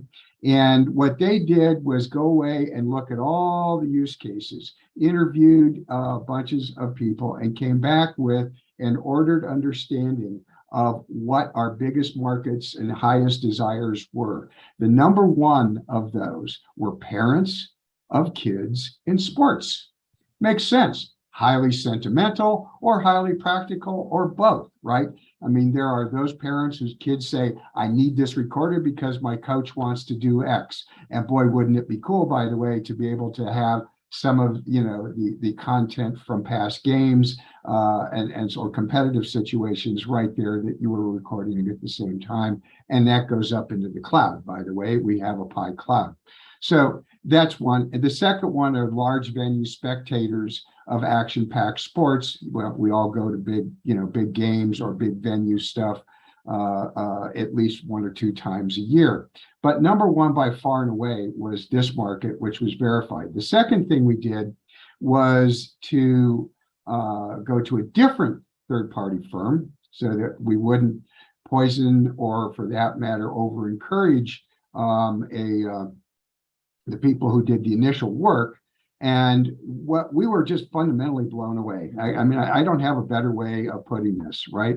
Which is that the people that came back and said that they would purchase this product was a very high percentile. And I'm just using this chart to say this to you, is that the low hanging fruit translated for that number one market, not all the other markets. I mean, you can think about this in hiking and outdoors and RVing and, I mean, just the use cases go on and on. But that number one piece was $1.7 billion, not market size. Let me be clear. Okay, this wasn't about market size. This was about people saying, I have an 88% probability of writing a check to you. That was unbelievable. Okay. So Mary, would you go to the next chart, please? Sure. I know that I explained that for a long time, so I'm going to try to catch up. A natural question here is, what about competition? What about the fact that Apple's doing glasses or Google did something 2 years ago and so forth? The work that this third-party research folks did, again, very, very impressive stuff. Because what you see in the bars on the left, just think of them as, you can see the comparison. And everything to the right of those bars in terms of solving the problem, in terms of doing something that I want, that I need, because I don't want to make the decision between taking, photos or video with my phone, because I'll miss what's really going on, Johnny's, first home run, whatever. And all this other stuff that's out there, we were by far and away the only ones that solved that dilemma for them. And again, think of that to a large extent as a defendable position, therefore. So let's move on. So I talked a little bit about this a moment ago, and I just want to punch it out a little bit for you because I love hitting this nail on the head a few times, right? 124 million households, just the US, okay? Obviously going to expand to other countries. There's a lot of geographic expansion opportunity here by definition. So, once you kind of stratify that down, you get to a place where you see the 11,663,000. That's the number of households that have kids under 18, an Apple or Samsung phone. And yes, we work on all the other phones, but I'm primarily focused on Apple and Samsung here because of the size of market, that have incomes greater than 80,000. Okay. Once you look at that and then say, pardon me, I want to add kids to that equation, that's 10 million households.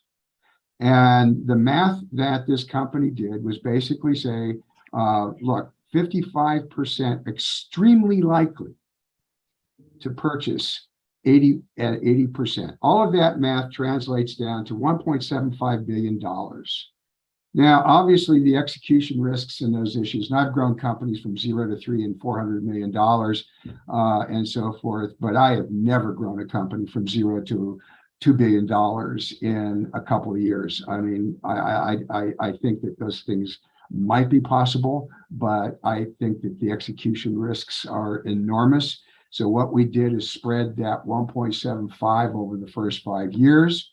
We reduced risk further. In other words, that's our B plan right now. We reduced risk further by basically saying, we're not even going to show you all of the other markets that we could be in. We'll roll them in. But again, I just, for purposes of conservatism here, we're just reflecting that right now in our business plan. Mary, if you'd quickly pop here. So apologize for the spreadsheet stuff here. You may or may not be able to see it. So let me outline it for you if I could. Again, if you look at the total revenue across here, you're getting in the fifth year to $800+ million. Of that part that's recurring revenue that I was talking about, we again are conservatively forecasting at about $200 million. Okay. So that's interesting. We're popping over the top of a 30% EBITDA at that point. We're break even in the third year to the 30% EBITDA. It's possible with the sensitivity analysis that we've done to hit things like the 36th percentile. This is not a 40% play. On the other hand, 30% will make us all drool appropriately here. So that's a quick view of this right now. Real quickly, we're doing manufacturing in China. Bringing the product is done. I will say that to be very clear, we have first inventory here. That was a further removal of risk. As you might well guess, with that commitment on our part, we went right through COVID and every other problem with manufacturing in China that you could possibly think of. So we are in fact secondarily sourcing, or will be secondarily sourcing out of Mexico here very shortly. So that's a quick view. Go ahead, Mary. So I think this. You want Izzy to go over this? Yeah, yeah.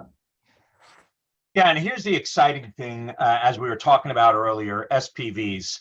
And launching this new SPV with what you guys are doing, I think is nothing short of amazing, especially having a powerhouse guy like a Steve Kallman from SoftBank.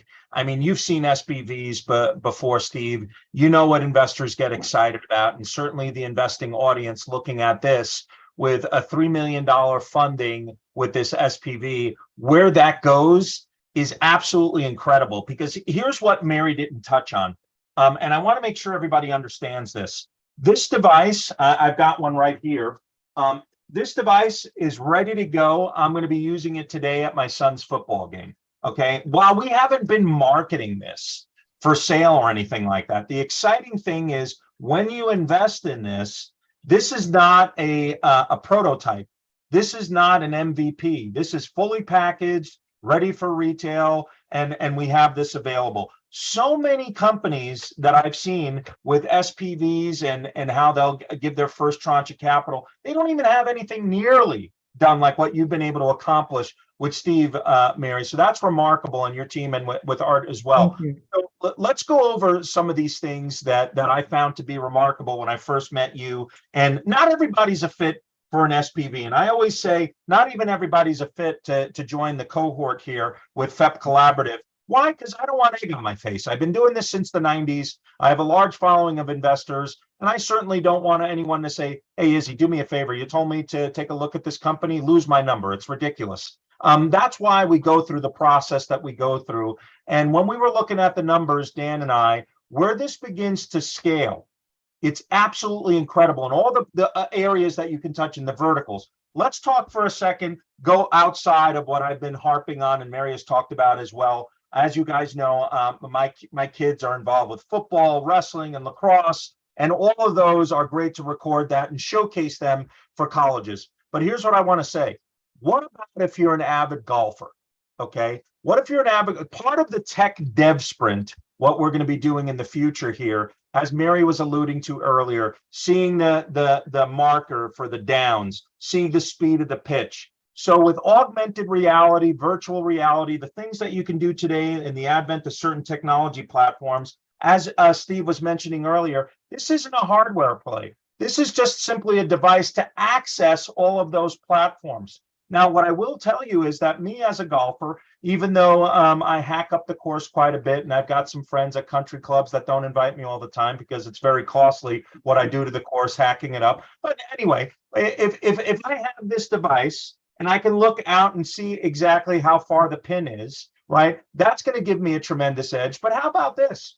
How about if I can connect with some of these platforms in the golfing community, and it can look at my golf swing, and maybe there's a pro that can give me some tips. All I'm saying is I'm giving you some insight to where this company can go over the next 2, 3, 5 years, where you're looking here very conservatively, because Mary's conservative. We have the numbers that can extrapolate likely higher than 7x, but she likes to be conservative. I am telling you, there is no doubt in my mind this thing is going to be hotter than GoPro. And Steve, you saw and you know the inside people with GoPro. Can you speak to that a little bit? Because, you know, here's what I'll tell you. Me specifically, I ski and snowboard as well. I'm better at that than golfing. But I don't want that thing on the top of my head. But I was already testing this last year. And when I was in the audience and people were looking at me going, hey, Izzy, what is that? And I'm like, take a look, see how much better you can see. your son, your daughter, anybody else that's playing on the field or what have you. I can record this. I can live stream it immediately. It's absolutely remarkable. I get super excited whenever I talk about this and the people around me. But Steve, can you touch on for a second GoPro? And Yeah. I mean, it's a successful company and all the hiccups they had. Well, And let's- you look at the roadmap with where iView is going to go. Yeah, I appreciate that. And so we'll make a couple of points on this one from an investor kind of POV. And the first thing I will say, though, prior to jumping all the way into that, is that we've had people like True Ventures and so forth look at this and say, you know what, you guys are to the what is called spectator photography. So in other words, we're looking out at things. What GoPro is to point of view, POV, which is why people attach it to helmets and so forth. It's the point of view of the, pardon me, the person in action. So these are not competitive in that sense. To Izzy's point, very, very successful company initially because it appealed to all the cool stuff you could do with it. But importantly, from investor point of view, these guys made a gigantic error with this company, in my opinion. So they sold a ton, and then suddenly the market started to cliff on them, which is to say, they looked at and said, well, you know, this market can be this big and so forth and so on. And they started actually achieving significant percentage of those numbers.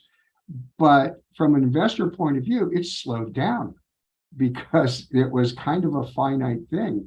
What happened was they said, well, let's turn this company into a content play. Okay. So anybody who's ever run a company, you know, try to change a hardware company to a software company. Try it. You know, it's absurd, right? You can spin things off. You can do a lot of stuff like that. But the mistake they made, you know, was not having built the company from the beginning, you know, from a culture, a structure, a process, you know, research and development, all of those things. They did not start the company that way.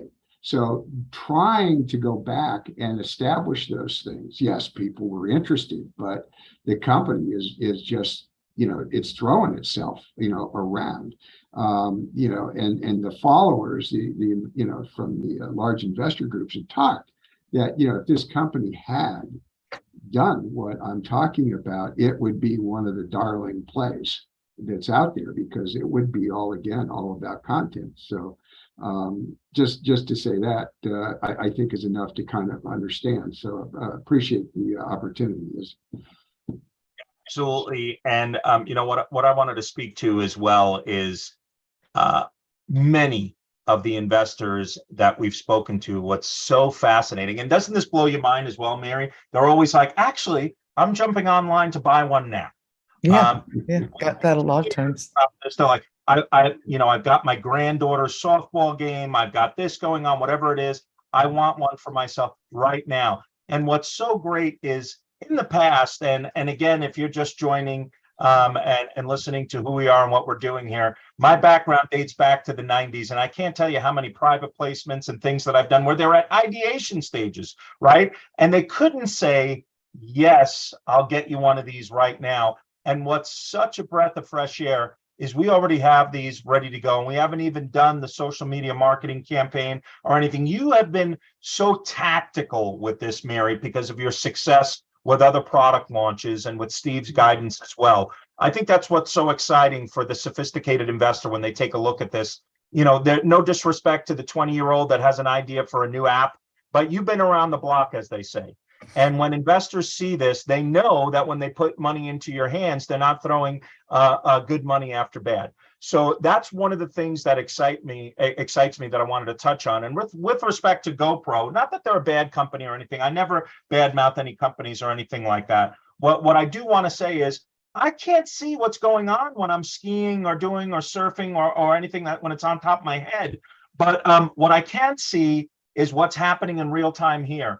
And unlike this device right here, when I've done this before, watching my kids in a football game and I'm going like this or a lacrosse game and I go, oh, shoot. And I go, you don't do that with this because you're immersed in it and you're following everything.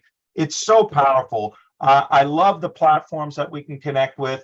I love everything that we're doing with this. But we've got to move on. As you can tell, I'm super excited with this. When you look at the valuation that we're doing this at, guys, $3 million is what we're looking for in this SPV, and it is at a post-cash $10 million valuation. That's remarkable. You're getting a 20% discount on top of that as well. So, Mary, I can't wait to see what happens over the next 3 to 5 years. This is going to be a household name, no doubt. It's already become a household name here. In fact, my son was like giving me the wire. He's like, "Hey, I have this, Dad. Make sure you charge that," because he wants the video of what's going to be happening today at the football game. Perfect. But everyone, would you please give Mary and Steve a warm round of applause? Incredible what you're doing, and I am so excited and proud to be a part of this. Great job, guys. Thank Great you. job. Thank you. All right. Up next, Dan, if you wouldn't mind showcasing, this is a little bit of a teaser. And what I mean by teaser is, if you've been in the real estate market before and they talk about, the homes that are going to be coming to the market, this is an SPV that we're just launching here. And Dan, could you please spotlight Steve Coleman? Steve, if you can unmute and turn on your video. I want to run through some of the things that we're going to be launching here. It's super exciting. Dan, can you spotlight? I'm sorry, Walter Schofield. I said, sorry about that, Dan. So one of the things that I've always loved is premium audio, and I want you guys all to welcome Walter. Walter, you have had a remarkable background in the audio engineering field, hi-fi, super high-end stuff, all of the things that make me drool when I go to home theater places. You know the ins and outs of this. And what's exciting here is we're going to be launching this SPV, and I just wanted to take a few minutes to interview you a little bit about what's to come. You had been partnered with an iconic brand called Krell, where they couldn't get things figured out over there, and understandably so. What's happening over there, there's some upheaval and things like that, and we wish them all the best. They've got a great product line, but they're just having some navigational issues. But Walter, what everybody has been saying in the industry, from celebrities to the who's who in audio, is, gosh, I am so excited to be a part of what you're launching in the future. And folks, would you help me welcome my good friend and colleague, Walter Schofield. Walter, you're in Boston right now. Let's talk a little bit what's transpired here over the last couple of weeks. We've been talking over the last month or so, and it's been so exciting. And I really can't wait till the world meets you and the things that you're going to be bringing to the marketplace. But let's talk a little bit about your background first. Tell me a little bit about Walter Schofield, how you got into this amazing industry. I would love to do what you do. You're a connoisseur of all this, and it's just amazing some of the things that you have in your grasp to bring out into the marketplace. So could you share a little bit of that with us, Walter? Thanks for having me, Izzy. I appreciate it. Thank you for those participating. Love of music. As a kid, I don't want to bore anybody, but my dad bought me a couple of 45 records every payday, and I listened to them on my little Decca record player. When I was 8 or 9, I got a little Emerson AM FM 8-track with a double Dolby Dubber and a turntable built in. And as I mentioned to you, Izzy, I worked a quadruple paper route from age 7 to 11 and spent $3,000 on a stereo when I was 11 years old. Wow. And I just never really looked back. I was always the audio guy. I was on the, AV team in high school, and anytime anybody had a party, I'd haul my stereo to the house, and I got very involved. When I was about 14 years old, I went to the local Radio Shack here in Massachusetts, and I was chatting with the guy who was selling stereos, and the manager came over and said, "Hey, kid, you want to work with me?" So I started selling stereo at a Radio Shack at age 14.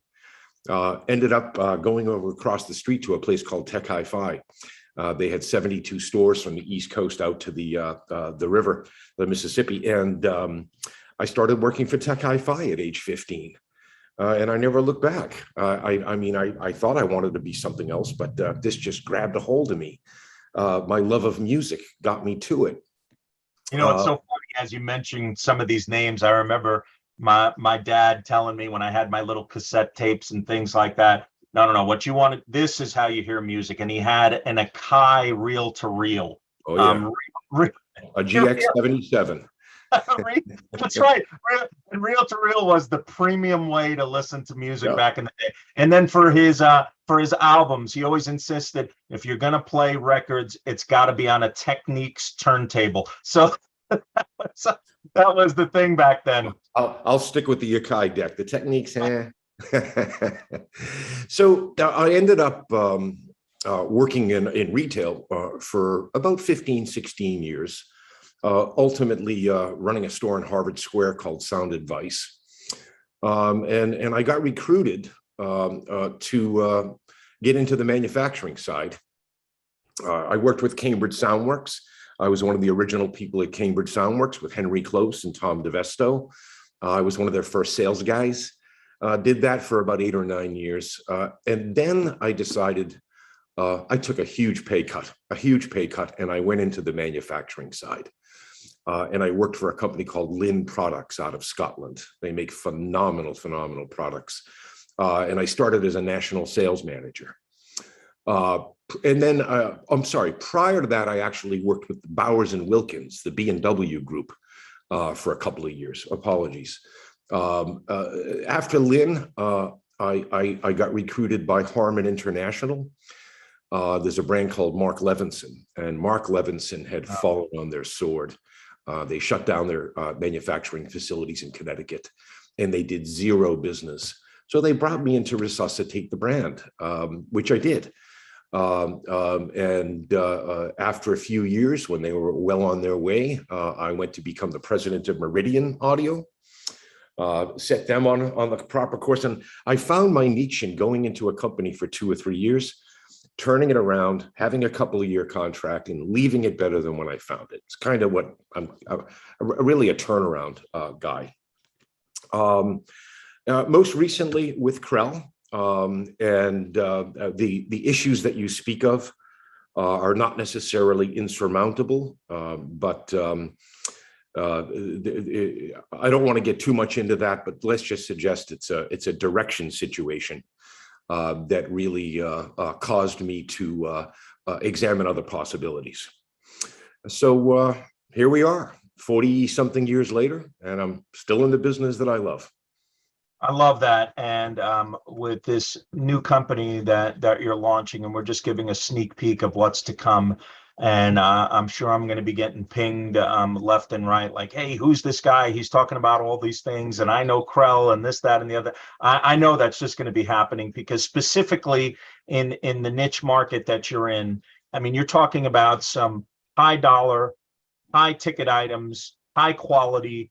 And it's remarkable some of the things that we're talking about, the product lines that you're going to be launching here and what you have access to with your team of engineers and everything else. What I want to speak to is the timing of all this, because while the layperson might look at this and say, I mean, come on, electronics, you see what the economy's doing and everything else. And folks, let me just explain something to you. When you understand this industry and how important good sound is in home theater and home audio and things of that nature to the connoisseur, it can feign the idea of it being a recession-proof business, if you will. While it will have its ups and downs and demands and things of that nature, it doesn't just fall out of bed. And with things that people are considering now, such as, do I want to watch a movie and expose myself to viruses and things like that? I don't know that I want to do that. I'd rather invest in some hi-fi, high ticket items and have an incredible media room in my home. And that's what you're going to be offering, Walter. And what's remarkable to me is how you know this industry so well and what sells so well. And some of these things that have become in vogue in home theater, like a sound bar and things like that. Can you sort of give a little peek of what's to come in the future and what we're going to be doing with your company? Sure. There's been a seismic shift in the customer base in the, let's call it the audio industry. Audio obviously encompasses basic 2-channel music systems, home theater, whole house music, distributed audio, streaming devices, headphone things, phono preamplifiers. Audio describes a lot. But the seismic shift that's been happening has been from audiophiles to another group. Back in the day, everybody had a stereo in their living room. My grandmother, who had plastic on her sofa and on her lampshades, had a stereo in her living room. Everybody did. As we age, as the population ages, people forget that. People don't have stereos in their living room as much as they did. I mean, just think about how many people that any of you know that don't. It's shifted to the high net worth individual purchasing these goods. Even the delivery mechanism and the sales mechanism has shifted to custom integrators. People who don't necessarily have showrooms where people come in to listen to things, but they go to a consumer's home and they prescribe something for them. And it's alongside the interior decorator, the person who's dealing with wall and floor coverings, the architect, the engineers. It's a package delivery mechanism. And they tend to purchase things, quite frankly, based on visuals. Hey, that looks really nice, and that will look great in my rack inside my closet that I can show my friends, or I can put this in my living room or in my home theater room. And that's what we intend to do.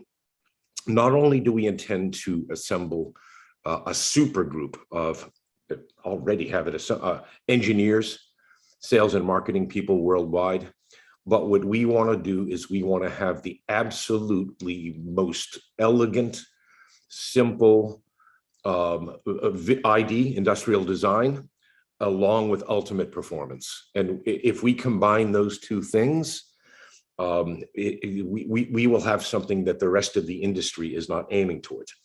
The other part that the industry isn't aiming towards collectively is marketing to high net worth individuals. I have a credit card and I get a quarterly publication from them. And in it, you see wristwatches and wine and real estate and yachts and $1 million wristwatches advertised in this thing. And our industry has done a horrendous job messaging people that are capable of buying equipment like this. And our plan really focuses on that via point of interest stories, PR. We have a YouTube channel at the ready called the Audio Immersion Renaissance Channel.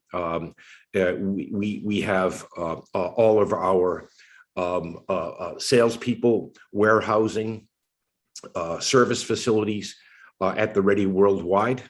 We are really ready to go. And what I need to do is take part of the plan that I had created for somebody else and kind of rubber stamp it over. You can take the sales and marketing plan and move it right over. We are now looking at the product development stages. And here's the niche that I love where you coined the phrase is audio jewelry. Yes. It's a remarkable thought to think of the beauty that can be in AV that people want to show off when they come into their home, into their media room, and all these high-end luxe areas. So talk about that for a moment, and we're going to have to move on. I just wanted to do a quick little showcase of what's to come here in the coming weeks as we get things launched. But can you speak to what that exactly means and the beauty, the materials that you're going to be using, the quality of the connections, everything? Can you speak to that a little bit? Sure. Unfortunately, for somebody who is sound quality based, the market worldwide in the US, unfortunately, people will walk into an audio store or pick something out of a book if a custom integrator is showing them something based on the visuals and not necessarily the performance. We need to do both, because the visuals will attract the customer, the performance will attract the person selling it. They still care about sound quality. We have to have both. I don't see this as being a futuristic endeavor. I see it being more equivalent to a transitional piece of furniture, something that's simple, elegant, that fits into a wide variety of decors. I have at the ready an industrial designer who has done a lot of work for the Harman International team. They designed the JBL Everest loudspeakers, $75,000 pair of speakers that are beautiful, as well as many other products for many other companies. And that's exactly what they do. They create the visuals for products that appeal to a wide range of audiences, as opposed to being too futuristic and or too antique looking, if you will. Yeah, that makes a lot of sense, especially with the home renos that have been going on. That's been on the rise, and what people are including in their homes. I'm excited to see this whole niche. You just become the pioneer of the beauty and the sound quality and putting that together, because oftentimes you go into a Best Buy, you get attracted to something because it looks cool, you play it in there and it sounds great in their environment. You bring it in your home and you're like, oh, this really is not what I thought I was buying. And yet your company is going to have all that taken care of. So speak to that point and let's wrap up there, and we're going to move on to our next speaker of how you're going to have that all in one basket, the beauty, the sound, and it actually working in your home. Absolutely. And what you said regarding Best Buy brings up an interesting point. People aren't aware that immersive experiences are available in their home. If you look at the last time information was collected between 2018 and 2019, people think that this is not interesting to people. Concert ticket sales doubled from 2018 to 2019. Movie ticket sales, where people thought that home streaming would take over, almost doubled as well. Raves or EDM music, 300% up. Younger people, even younger people that have money, they are seeking immersive experiences. They don't know enough that they can have them in their home, so they're seeking them outside of the home. And our goal from a marketing perspective, of course, is to alert people to the fact that there is, in fact, immersive experiences available in their home. And one last point, the YouTube channel that I'm referring to, the Audio Immersion Renaissance channel, that would be a rising tide for the entire industry. Unfortunately, our industry eats its young. And what I mean by that is if somebody's got a pair of AirPods, we want to get them up to some really good headphones. If they've got headphones, we want to get them up to an integrated streaming situation and move them all the way up, dependent on where they are in their journey. And we will interview people from competitive companies, streaming people, the resurgence of turntables. We don't just want to be a company that offers the best equipment from a visual and sonic standpoint. We want to help the industry be discovered by huge swaths of people out there that have no idea it exists. Absolutely. I'm so excited about that. And Walter, thank you so much for carving out the time. This is just a preview of what's to come. If you're just joining us, we're speaking with Walter Schofield. We're launching his SPV that will be coming out here shortly in the audio space. And again, coining that phrase, audio jewelry. I think some of the designs that you've been privy to and what is going to be coming to market are going to be so attractive. It's going to take the space by storm. So super proud to be a part of this project, Walter. I have been so wowed by your background, your integrity, the people that you know in the space, what you've been able to do.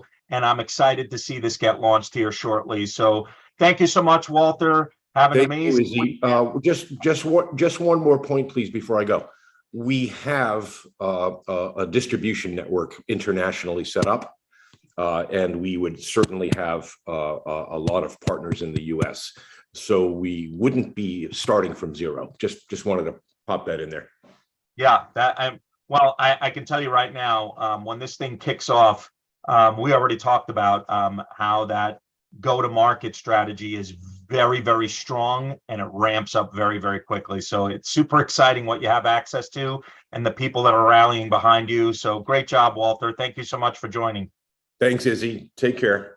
All right, everyone, give my good friend Walter Schofield a round of applause. I am so excited to see this. I can't wait to have his system in my home. We've got a media room here. I just have something, I'm embarrassed to say I've got Yamaha and JBL, but it sounds great in our little media room, but I can't wait to get our technology from Walter. Okay, up next, my good friend Duncan Burns.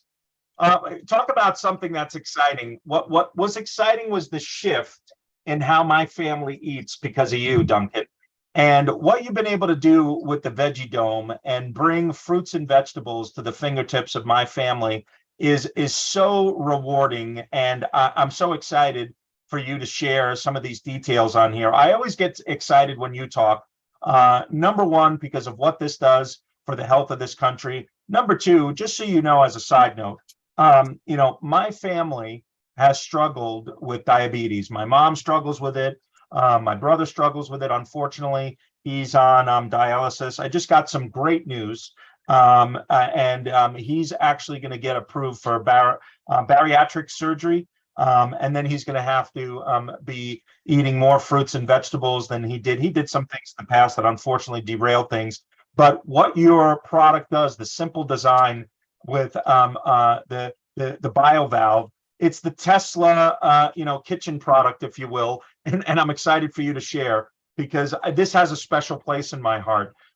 If you're not eating fruits and vegetables on a regular basis, if you don't understand the value of that, Duncan Burns is going to get you straight on that and what that can do for you. So without further ado, Duncan, go ahead, take it away. Great. I have the screen up for you guys now. You can see the VeggieDome display here, the first page, and what Izzy described as the Teslas for the kitchen brings a smile to a lot of faces, but really think about it. What item in your kitchen uses biology to help with your vegetables or any of your food? It is the biology that we looked at, and that's the science aspect of the VeggieDome. I'm the dad who wanted to have his kids eat more vegetables, so I put the vegetables out on the table and wanted them to keep it fresh so that after school they came home and they could crunch away. And I solved more than just the snack problem. The problem was, these are your fruit vegetables that are in the fridge right now. They're in plastic bags. They're in the drawer. They're probably hidden out of sight.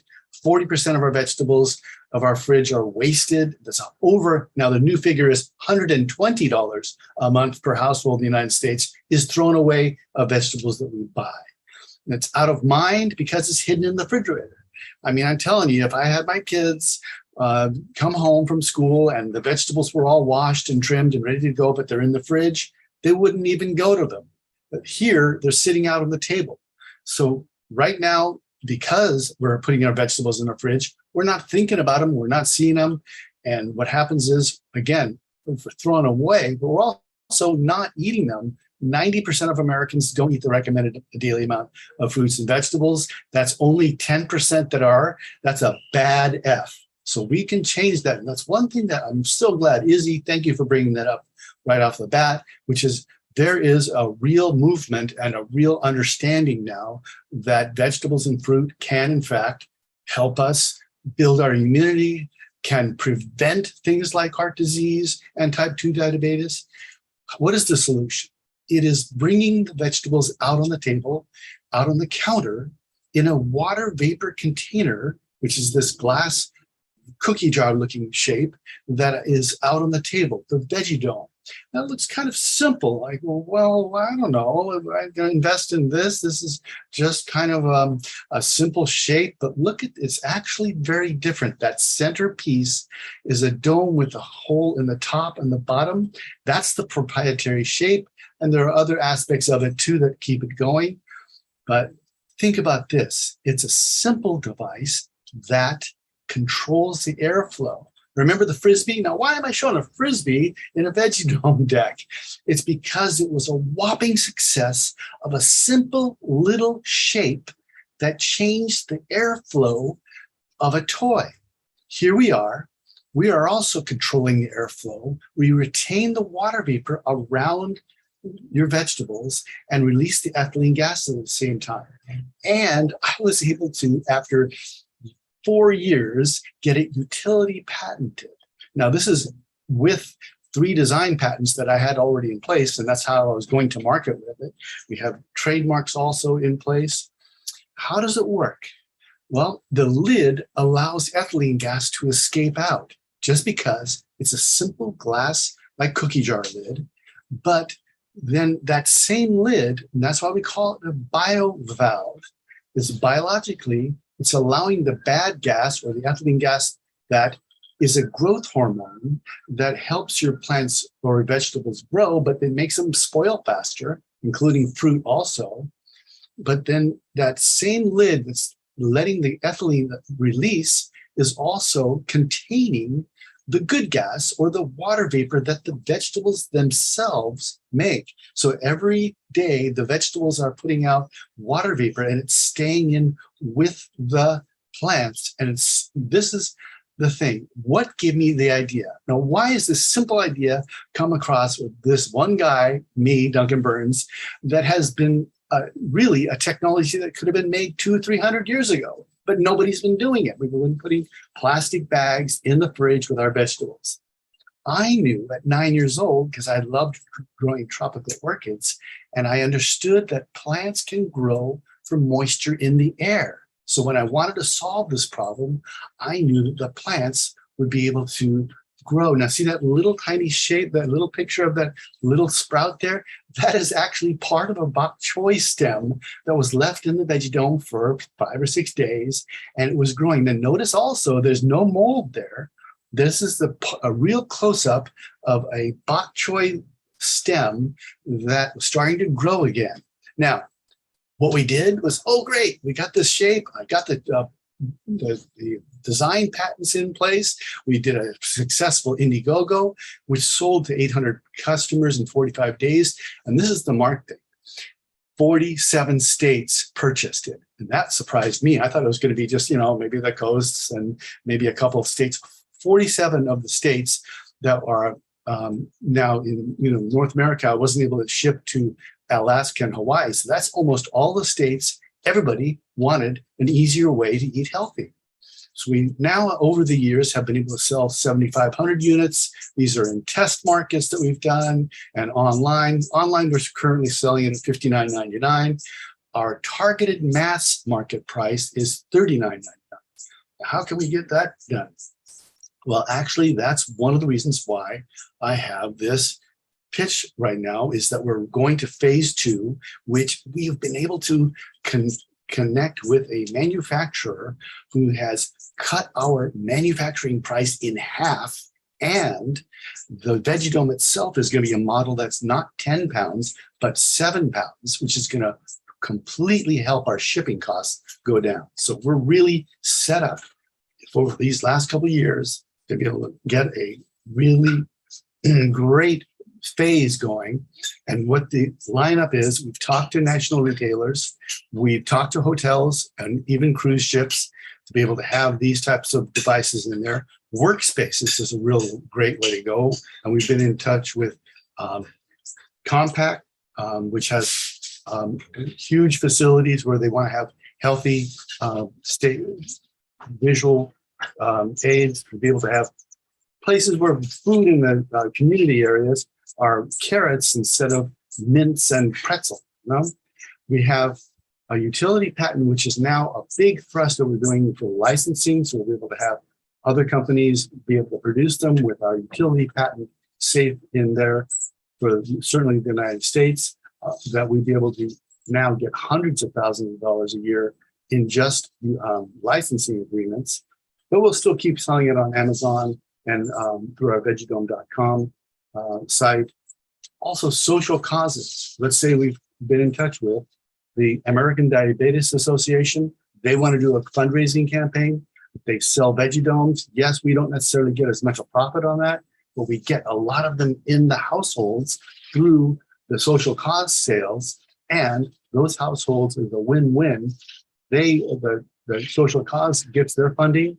The household is benefited by a healthy new way in which we're keeping vegetables out on the table and reminding them to eat good food. And we are able to get our Veggiedomes in more households and spread the word. We are in position to generate a tool that is going to be part of each of these 6 multi-billion-dollar industries. Nutritionists will be able to say to their clients, hey, I want you to eat more vegetables and fruit. And by the way, get one of these Veggiedomes, you put it on the table. I want you to have 7 carrots in there and 8 celery sticks in there. And I want you to eat them by next Tuesday. And then what happens is, this is an actual concrete way in which they can help their clients. And this is not only that, healthy families and vegans will love it. Housewares is going to be able to open up a whole new division of out of refrigerator produce containers. the weight loss industry, which is actually $1 trillion industry, it can in fact have coaches say, get a Veggie-Dome, you're going to be eating more produce, and be able to have athletes and trainers have them, the healthcare industry. This is poised to be able to make a real huge shift and help many of the coaches and dietitians and doctors who want to have changes in their family. This is the thing that what Izzy was telling us, that this product has actually a purpose. It can actually help the health of individuals and this whole nation if we are eating more vegetables. And the reason why I show this slide is that on one side, you've got Paul McCartney and all these different stars who are all vegan and going towards, James Cameron, who's made an incredible documentary on the Game Changers, it's called, that there is a huge movement towards let's eat more plants, let's have a healthier diet. The Food Revolution Network, there is John Robbins, who's an amazing man, had a week-long Zoom seminar, 4 hours a day. You know how many people were in that Food Revolution Network seminar during the week for 6 days? 250,000 people were on that. It was fantastic. Of course, it was kicked off by Paul McCartney, which helped his population of that group, but it stayed throughout the week. People were interested by hearing all of these doctors and published authors and researchers who are telling us that if we can just get more vegetables in our diet, we can be healthier. Well, guess what? We own the method. Now, this is my management team, me, that I've developed the Veggie-Dome, Phil, who's got great experience in multiple companies and working as a CFO. Trevor Anderson, who some of you know in this group, he's just incredibly proactive and solution-based, and just he's a real go-getter. I cannot wait for us to be able to go into phase 2 and have Trevor be making waves with this product. And it's Pat Fiore, who is my CMO. Her specialty is category creators in new industry. So this is something that's perfect for her. She also has really experience with other major companies, DoorDash and Sergio Valente and other companies. Just incredible team. Small, I know, but we've got a long list of advisors. I could even have 4 pages of advisors that I actually have strategic partnerships with people who are real movers and shakers, including Dr. David Katz here, following over 1 million people in LinkedIn. He's a nutritionist who owns 2 Veggie-Domes, and he wants to use it in his methodology. But I haven't started with that whole thing with, let's say, John Sally, also 4-time NBA champion, who is gearing to make some media with us and shoot some videos with us on bringing this to people's kitchens. We haven't done that yet because we want to build our inventory. And that's what we're talking about. We're raising $750,000. We're going to make new molds, which isn't actually as much as what it's showing this shape. I know that some of you folks like to have numbers right in front of you and all exact figures, but guess what? I come from the film industry. I worked 30 years in budgeting movies. I know what a budget is. I know how to get underneath and make things brought on time in accurate formation. That blue is going to be smaller because this new manufacturer that I've lined up has made it so that we can cut that in half. And the green, which is the scaled inventory, will be starting with, a sizable amount, but also rational, only 15,000 to start with, and then we'll go to 50,000, and we go to 100,000 in progressive years. And that's when we start really bringing the money in. And so that's what these are looking like. We're going to start moderately slow at the beginning because we're making the molds. But then once we do that, which takes about 3-4 months to make the mold, then we go into production. We've already got all of these alignments, avenues set up for it. And we bring Pat, who is our CMO, on board. And she's been working with me actually for the last 2 years to get this ready. So we're set up, and we've got all we need is to pull the trigger and the CAD drawings and the design is already at the supplier. We're ready to go. So again, our funding is $750,000. We do also have a revenue share option with this, that as we make them, we're allowing some investors or who would prefer to have like a short-term ROI where they have a share of the sold items that are going to market right away. But then the majority is coming through equity deals, and it's a safe agreement. So Izzy, I'll point it back over to you. This is something that you as investors are in really good shape, because 4 years of effort is now focused, and the people have been talked to and the deals are made. We're ready to pull the trigger. Literally in the last few weeks, it's all happened. And the utility patent last year, boom, it totally really put us in position to do even more business. Yeah, you just touched on something I wanted to mention is your success with gaining that utility patent, which is remarkable. What does that mean for an investor? Well, if you decide to go the route where someone licenses your utility patent, glassware company, what have you, whatever the use case scenario is, there's certainly revenue potential there.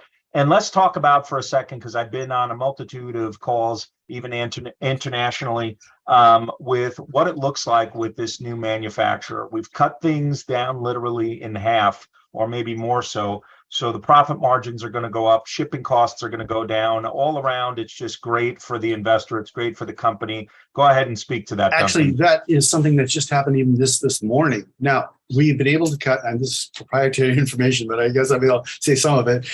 We were making them for $15 each. We can now make them for $8.50 each. That's a huge difference in our price point, okay? But also we're able to sell them for less and then get them into more kitchens. But this thing that this morning is everybody's worried about shipping and the cost of freight and everything. It's gone from $2,000 per unit to $12,000 a unit. So guess what we did? We said, instead of shipping air in boxes, we're going to make them all stacked and be able to have all of the pieces so that we are making them in China, but we're assembling them in the United States, and we can make a shipment of not 2,000 units per container, but 15,000 units per container. By changing the way we're shipping it, we're going to be able to slice that cost of shipping just by figuring out how we can do it. That's incredibly exciting. And we've also talked about a BPA-free plastic route, and there's certainly some things we can do there. So, Duncan, listen, real quick, I just want to say that this is not just a one product show. And what Izzy was saying is there's going to be different sizes. There's going to be ones in glass and plastic, but the entire company is got a line of products for grab and go healthy food. This is the flagship. This is going to kick it off, but there are another half dozen products that we have are in the waiting list. So this is not, as some investors might think, one pony show. This is not. This is an entire thought of how we can handle fresh, healthy food in the way that we live now. Great job, Duncan. Super stoked for you. Excited to see investors' response to this. Great job. Amazing what we've been able to do with the manufacturing as well. So super stoked there. Give Duncan Burns a round of applause. Excellent presentation, Duncan. And we're going to move on now. Dan, who do we have up next? Let's go ahead. I believe it's Juan. Is he with us? I don't see Juan in here anymore. Okay. I know Juan might have lost some. I think he's in Canada right now. But in any event, we'll move on to Orlando. Orlando, you ready? Give me a thumbs up if you're ready to go. Right on. Okay. Go ahead and spotlight Orlando. Well, here's my good friend, Orlando Rodriguez, and the SPV that we just recently launched. This company has a special place in my heart because of my household. I have bioscience, and here's what I want to talk about for a second is migraine sufferers. And what I've been able to see over the years is how debilitating a migraine can be. And the cold therapy is something that's remarkable, Orlando, and I don't want to steal your thunder. You're on mute, by the way, Orlando, so you're ready. But once we started talking about this, Orlando, this right away resonated with me. In fact, my little 8-year-old princess, back about a year and a half or so ago, she had an episode. We had to take her to the emergency room. They did a CAT scan and everything else, and they said, well, listen, here's the deal. Your wife has been a sufferer of migraines. Your daughter, unfortunately, might be the case as well. Knowing what this can do for those people, as well as the other verticals that we'll be talking about on here, is absolutely incredible. Orlando, you've been so successful with so many other different product lines and things that you've done in your background and career. I think it's important, before you kick this off with Aya, to talk about, so the investing audience understands who you are with guiding this ship, because your background is an incredible bio, and I want you to speak to that first. Would you mind just sharing a little bit about your background, Orlando, and go ahead and unmute? Absolutely, Izzy. I'd love to do that. So first of all, thanks for the opportunity to be here today and to present, and thanks to all of the viewers, whether they're here today or viewing in the future. So my background has been predominantly in healthcare. I have spent the better part of my career at large companies, small companies, and done everything from capital raises and all kinds of levels to mergers and acquisitions, selling a pain relief company in the late 2000s to Kimberly-Clark, of all people, for a company that we grew from basically nothing to about $140 million in sales. Most recently, and actually it has a lot of bearing on what we're doing at Aya Biosciences, two of my co-founders at Aya Biosciences and I were successful with a neurotoxin company that we developed and sold to Allergan about 3 years ago for a couple $100 million. So the exciting ride in healthcare. I really enjoy all facets of healthcare. I've spent my career in the commercial side, the IR side, the general management side, marketing, sales, all those kinds of things. And I think you'll see that as we built our team at Aya, we built ourselves to kind of complement each other so that we don't have a lot of overlap, but we've got some really nice synergies between the different folks that we have on the team. Certainly, and I wanted you to mention that, because when it comes to the SPV space, it's typically your upper echelon of sophisticated investors, and they want to hear, hey, who are the heavy hitters in the bio? Who are the folks that are going to help navigate this? Because what they don't want to do is get involved in any of the day-to-day stuff. They want to make sure, like in Orlando, that has had this experience and knows what it's like with an exit, how to make sure the beginning stages of that don't impact what can happen in the future. Because what most startup founders don't recognize is how you build things right from the beginning can have a significant impact on what it looks like, specifically speaking about the cap table and how it's healthier with an SPV for sure. So without further ado, my good friend and colleague, Orlando Rodriguez with Aya Biosciences. Go ahead, Orlando. Excellent. Thanks, Izzy. Thanks very much. So Aya Biosciences is in the business of reinventing cold therapy with an innovation that we have coined electric ice. And I'll tell you all about it today. But if you think of us as a company, we're in the pain relief and longevity space, and we're essentially a health tech company. And that's what you'll hear me talk about today. So we are a very science-driven company, and this stems from our neurologist founder, who is a Johns Hopkins trained neurologist who believes very deeply that by imbuing our assets and our products with science, that we will literally be able to have an enduring competitive advantage that no one else will be able to get close to. We are a development stage company. And interestingly, we're taking science that's already been proven and just figuring out a more innovative way to deliver it. We do have proof of concept prototypes at this point, at least for our first asset, which, as Izzy has already told you, is in the migraine space. the markets are huge. The markets that we're going to address, whether it's migraine or other markets, which we'll talk about, are very large. And we're actually going to take advantage in our first asset of the rising e-commerce popularity that's gone just bonkers over the course of the last several years. We do have novel concepts that are protected with intellectual property and patents. And I think our team is a real winning team, both from a founder's perspective, from an advisor's perspective, which is really important. And we've already interviewed the folks that we will be using as our development partners going forward. So let's talk about unmet needs. And again, thinking about migraine specifically, pain relief via ice. And I'm going to talk about cold therapy in a number of different ways. But if you just think about going and grabbing a bag of ice and putting it on your head, that's been around forever, right? It's been around for well over a century. But the problem is it's just inconvenient. You have to have a freezer. It is going to be delivered in a way that is not conducive to you being able to be comfortable with it, whether it's leaking, whether it's not portable. It's definitely not personalized. And honestly, it's not safe in some ways. Our founder is also a migraineur. Dr. Abu Shakra has suffered from migraines. Her family suffers from migraines.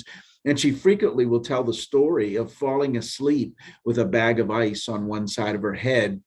And that is not a safe practice. And so we obviously have figured out a way to help her and to get around that. Now, most people, when it comes to the science of cold therapy, think about vasoconstriction. You deliver less blood to the site, so you get pain relief.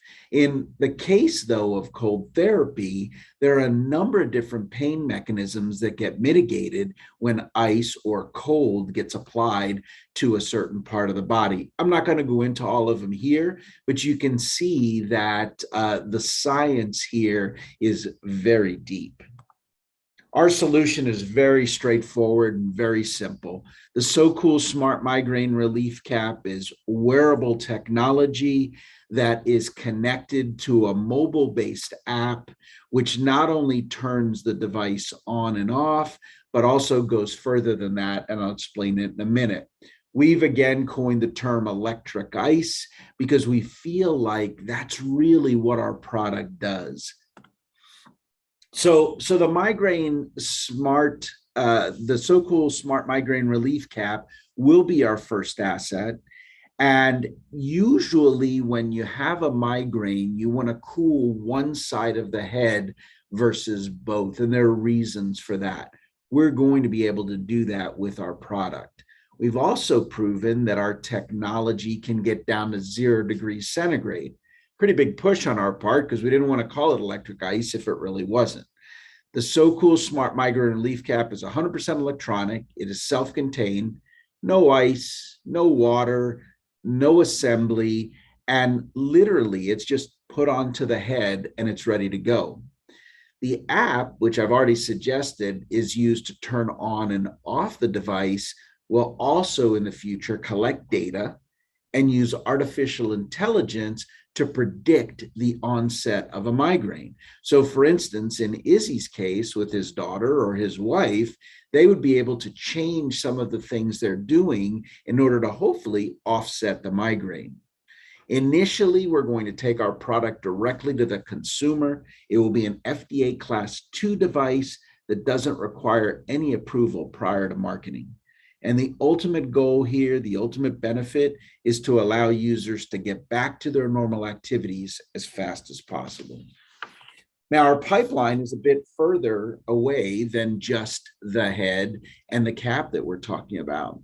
The cap, in its form factor, will also, in a future version, work for concussions and traumatic brain injuries.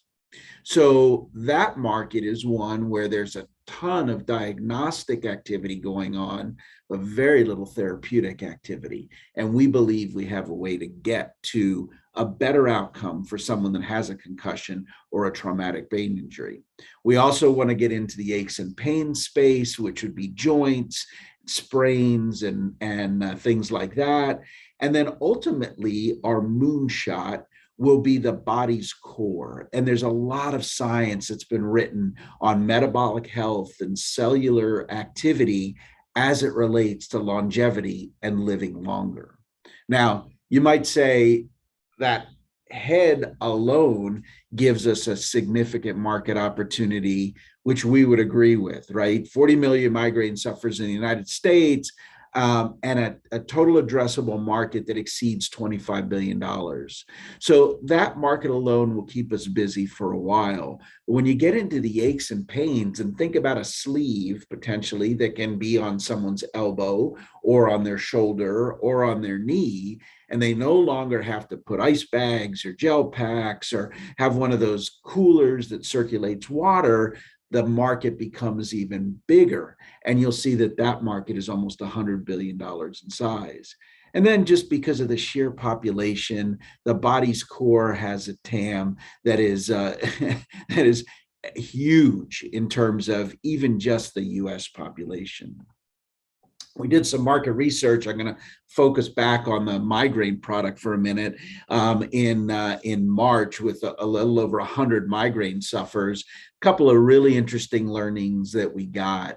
One of them being that people are not happy with the relief that they get. So our product will be added likely to other therapies that people are using. But most of the time, even from prescription products perspective, people don't like to take a lot of the prescription products because of the side effects, or perhaps they're already nauseous and they can't keep them down. We know now that well over 50% of people are already using the cold therapy. So prevalence of cold therapy use is in our favor. And about 40% of the people, just on a simple questionnaire, said they were highly or somewhat likely to purchase and try the SoCool Smart Migraine Relief Cap. So we were very encouraged by those findings.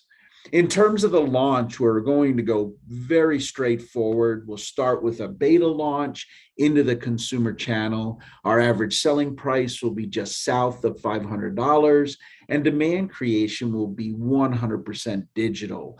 Interestingly, a lot of migraineurs tend to coalesce in certain places, whether it's health networks or Facebook pages, or we can get to them with Google AdWords. So our marketing strategy is to be very efficient. We will also go to a few additional channels. For instance, we'll find some superstar neurologists that are treating migraine and put the product in their office, but that's a very secondary market. A national launch will come after the 3-month beta launch. Sales projections are as follows, and the product ramps super fast. So obviously we're not using the total addressable market to forecast our numbers. We're using a serviceable, obtainable market that is less than a quarter of the size of the total addressable market. But even with a small penetration of that serviceable, addressable market, we find that we can drive meaningful revenue and meaningful profit relatively quickly. And again, this is just a projection for our first asset, so we haven't included anything beyond the SoCool Smart Migraine Relief Cap. Competition, we've already talked about it ad nauseum. Ice, there's all kinds of other basic cooling and what we call combination electrified products or electric products. And all of them, they're pictured here, offer the same kind of issues. So when you look at non-pharmaceutical interventions, there's no question that we're innovating in the space. I talked about the leadership team. Dr. Abu-Shakra is our founder. She is our Johns Hopkins superstar. And Dr. Abu-Shakra, Dr. Jarpi, and myself worked together at the company called Bonti, which I mentioned a little while ago. We sold to Allergan. So we know each other really well. We've actually lived in the trenches before and had a successful exit, and have really enjoyed working together as we've gotten Aya off the ground. on a combined basis, we have well over 30 years or 35 years of pain experience. And between the four of us, including Jamie, our Chief Corporate Development Officer, we have over 100 years of healthcare experience. Scientific Advisory Board is comprised of two physicians who are world-renowned in the migraine space, Dr. Dodick and Dr. Lipton. If you look up migraine textbooks, these two gentlemen have written most of those textbooks. Dr. Shepard we brought on board to start exploring what we can do in the aches and pains. He is a board-certified orthopedic surgeon that does a lot of work in upper extremities. And then Dr. Cruz, one of his colleagues, came on board because he has done a lot of work with concussions and traumatic brain injuries, and is very much in the camp of helping us enter that space. We have raised $450,000 to date, and are currently seeking $3 million through the SPV that Izzy mentioned earlier. About 2/3 of those funds will go toward product development and manufacturing and distribution. And then about 20% of those funds will go to get us off the ground for the beta launch and to get us into the national launch. Obviously, we're looking for an exit at some point. We think the 4 to 5 year time mark is going to be about where we'll be when some form of exit will be feasible. So our vision is pretty simple. We're developing proprietary pain relief. We want to get people back to their lives faster, and we'll use our neurologists' unique insights into the science of pain to become a leader in this science-based cold therapy health tech. So obviously, coming back to the investment highlights, I think that all of these points, as we go through them, are points that we feel pretty comfortable on not only talking to you about, but also delivering on. And we're ready to go. Thanks so much for that, Orlando. And what I want to chat about here is some of the areas that related to an SPV, how powerful this can be on an exit. Number one, with you addressing those markets where you talked about the TAM is just enormous. What a lot of folks I want to make sure understand related to a product like yours is that 510K potentially down the road is something that's on the roadmap. We don't need that right now. We can go to market with what we've got. We're excited about that potential with the 510K and having a different type of product. But let's just talk about the kind of money that's at stake. And who knows, Orlando, right? Where someone might pick you up and say, you know what, we're just going to buy you. We'll do the 510K later on. Exactly. We just want this proprietary technology. Can you speak to how enormous that market potential can be? Because here's what begins to happen. Like some of the things we talked about where an investor might say, well, you know what, a sub $500 product might be a little expensive over the counter. Let me just explain something to the layperson that doesn't understand what a migraine can do to you. Yeah. Okay.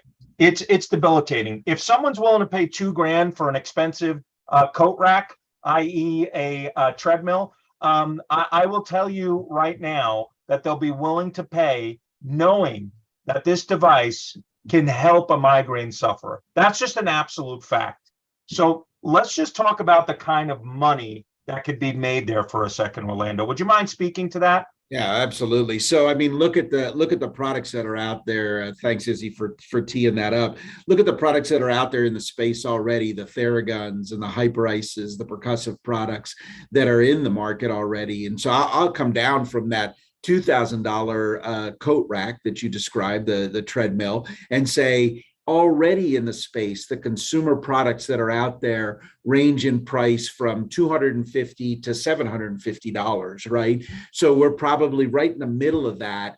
And the utility of our product, when you think about the opportunity cost of an individual who gets a migraine. I mean, you talked about your wife, you talked about your daughter before, but think about someone who, like our founder, who at times can't work because she has a migraine. So just being able to help that individual to get ahead of the migraine pain, to quell the migraine pain and get back to whether it's work or time with the family or whatever it is huge. So there's I no wonder what the question. numbers are, Orlando, for the money that's lost with companies, for high-level executives that can't sit in front of a screen or something like that.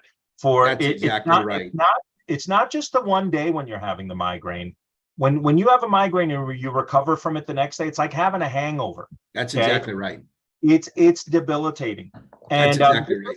it's not a simple headache. It is extreme. Go ahead, Yeah. Orlando. And let's talk about it at the next level, because let's talk about what you described. So our initial thought was we'll go to market, e-commerce, and we believe that that has the potential to deliver the numbers that we've put in front of you. The next product, which is the concussion and TBI product, is a 510K or FDA approved product, right? So that product has the opportunity to do something like what you've seen with automatic defibrillators that are all over the place. I mean, who wouldn't, if you have a high school football game or a college football game or a pro football game, who wouldn't want 1 or 2 or 6 or a dozen of those available to them to put on their head when a person potentially has a concussion? So we would remember 100% electronic. So we're not pushing water through it. We're not adding ice to it. You don't need to go find a freezer. You literally put it on and turn it on, and the electronics do all of the work. The other beauty is that the electronics will allow you to turn on and off the cycles. So the cooling can be on for 10 or 15 minutes and then off for 10 minutes. And with something like the concussion and TBI product, we will do some clinical studies that'll show the optimal rates that you would want the cold to be and the optimal rates that you would want the cadence on off to be. So yeah, I think, Izzy, before we even get to the extremities, right, and the aches and pains and all that, just in the head space, we believe that the product will have legs that can drive significant numbers. The numbers of concussions and traumatic brain injuries that are seen in ERs or are otherwise recognized are just, we believe, and our advisors tell us, are a small percentage of what actually happens. There are a lot of people that suffer hits to the head that come out of the game, for instance, and don't know what's going on, but maybe they're not diagnosed quite as well as they could be. This is a great product to just have on standby to be able to apply in a prophylactic measure. So Absolutely. In fact, with CHASA rules, the Colorado High School Athletic Activity Association, if you, this happened to my son last year with, he's at his first game.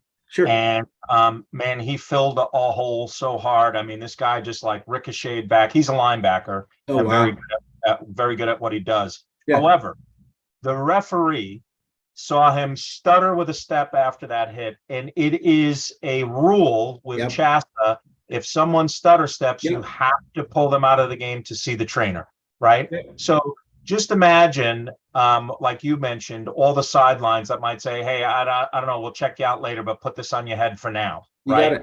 You got it.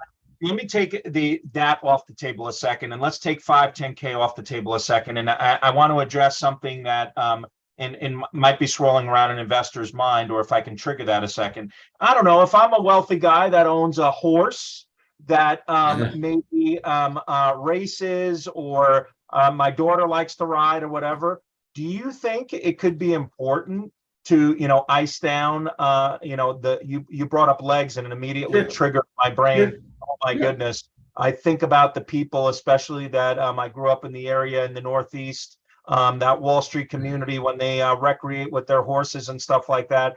This could save putting a horse down, and that application in the future where someone might buy you and utilize your patents around this. I don't know if you guys thought much about that, but Yeah, this is all extemporaneous stuff, but can you just touch on that a second? The size of that industry, veterinary? Yeah, and the I mean, application? yeah, whether you're talking about horses or whether you're talking about other sorts of animals, there's a lot of cooling that goes on there. We and I think in our conversations with you, Izzy, we've talked about it as a founding team that is definitely a place that we can look for future revenue. I don't think there's any question. The size of that market, we haven't even sized yet in a very dedicated way like we have the other markets that are relative to humans. But I think the whether it's the equine market, whether it's the high-end vet market, all of those things are all opportunities that we could explore in the future and that would add value to what our company is able to do. Well, the reason why I mention it, when you're my background in securities and Sure. if you're buying a stock, you want to know if you can have a stop loss in there, right? Yep. Where you can protect your downside.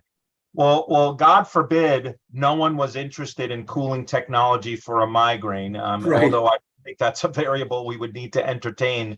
There are so many applications for a safety net for Aya where this could go, and how you have this all wrapped up with patents and what you're going to be doing in the future. I think we've just lightly touched on some things, but Agreed. it's enough. It's enough for an investor, a sophisticated investor at that, to say, you know what?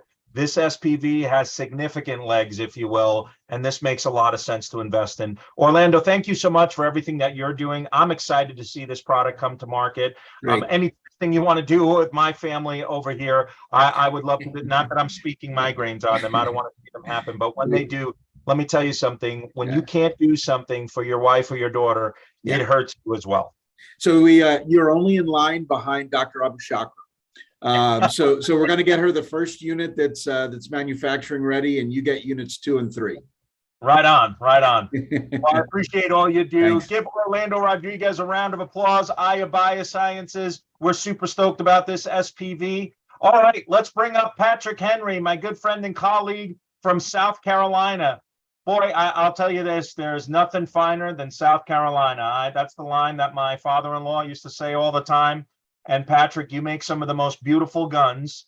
And the first thing that I immediately want to address here, because some of the things that come up in conversation, by the way, you're on mute, Patrick, if you didn't know, some of the things that come up in conversations with investors on your particular company is, well, gosh, the concern with being labeled with, guns and things like that. First of all, I don't even want to go into my political beliefs around that. The bottom line is your particular gun, okay, what you're manufacturing, the Automag, the iconic 44 Magnum that became a celebrated gun with these movies with Dirty Harry and Clint Eastwood and how he made the gun so famous. Not one, we talked about this, not one that we can even research or discover violent crime has ever been committed with a 44 Magnum. So I just want anyone to think about that. And then the other thing is, this isn't something that people are just walking around with. And I don't want to steal your thunder here, Patrick. I know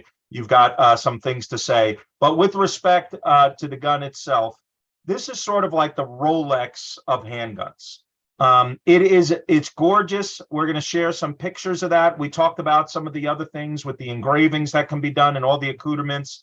But without further ado, I wanted to introduce my good friend and colleague here, Patrick Henry, and this celebrated handgun that I can't wait to have my own in that gorgeous box that it's delivered in, the 44 Magnum. Go ahead, Patrick. Let's share some of your background and how you got started with Automag. I still see that you're on mute for some reason, unless I'm wrong.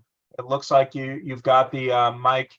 If you look in the bottom left of your screen, if you can hit that and see if your microphone icon. Oh, I hear you. I don't know why it says here. You see, here's another buggy thing with Zoom. It says you're on mute, but you're not. Okay. Okay, well, I'm glad you brought up Rolex, because I've had a realization over time that the Automag is really the Rolex of guns. I mean, I've done a number of projects, and I've been in the firearms and ammunition business for over 40 years, and I've probably done a dozen different projects. And And the successful projects had at least one of the following 4 items. Either I had some kind of exclusivity or exclusive rights. It had a high margin, and those two tend to go together. If you have exclusive rights, you're able to usually get a higher margin. But having built-in demand, not having to market it, also made projects really successful. And then the make to order, where you had such demand, you could take the money up front, produce whatever was being ordered, and then ship later.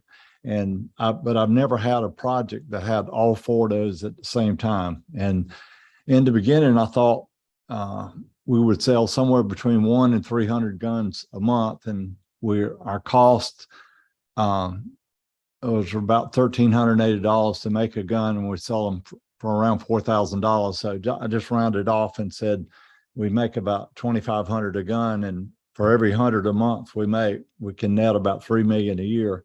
So we should net somewhere in the $6 to $9 million a year if all we did was sell to Automag.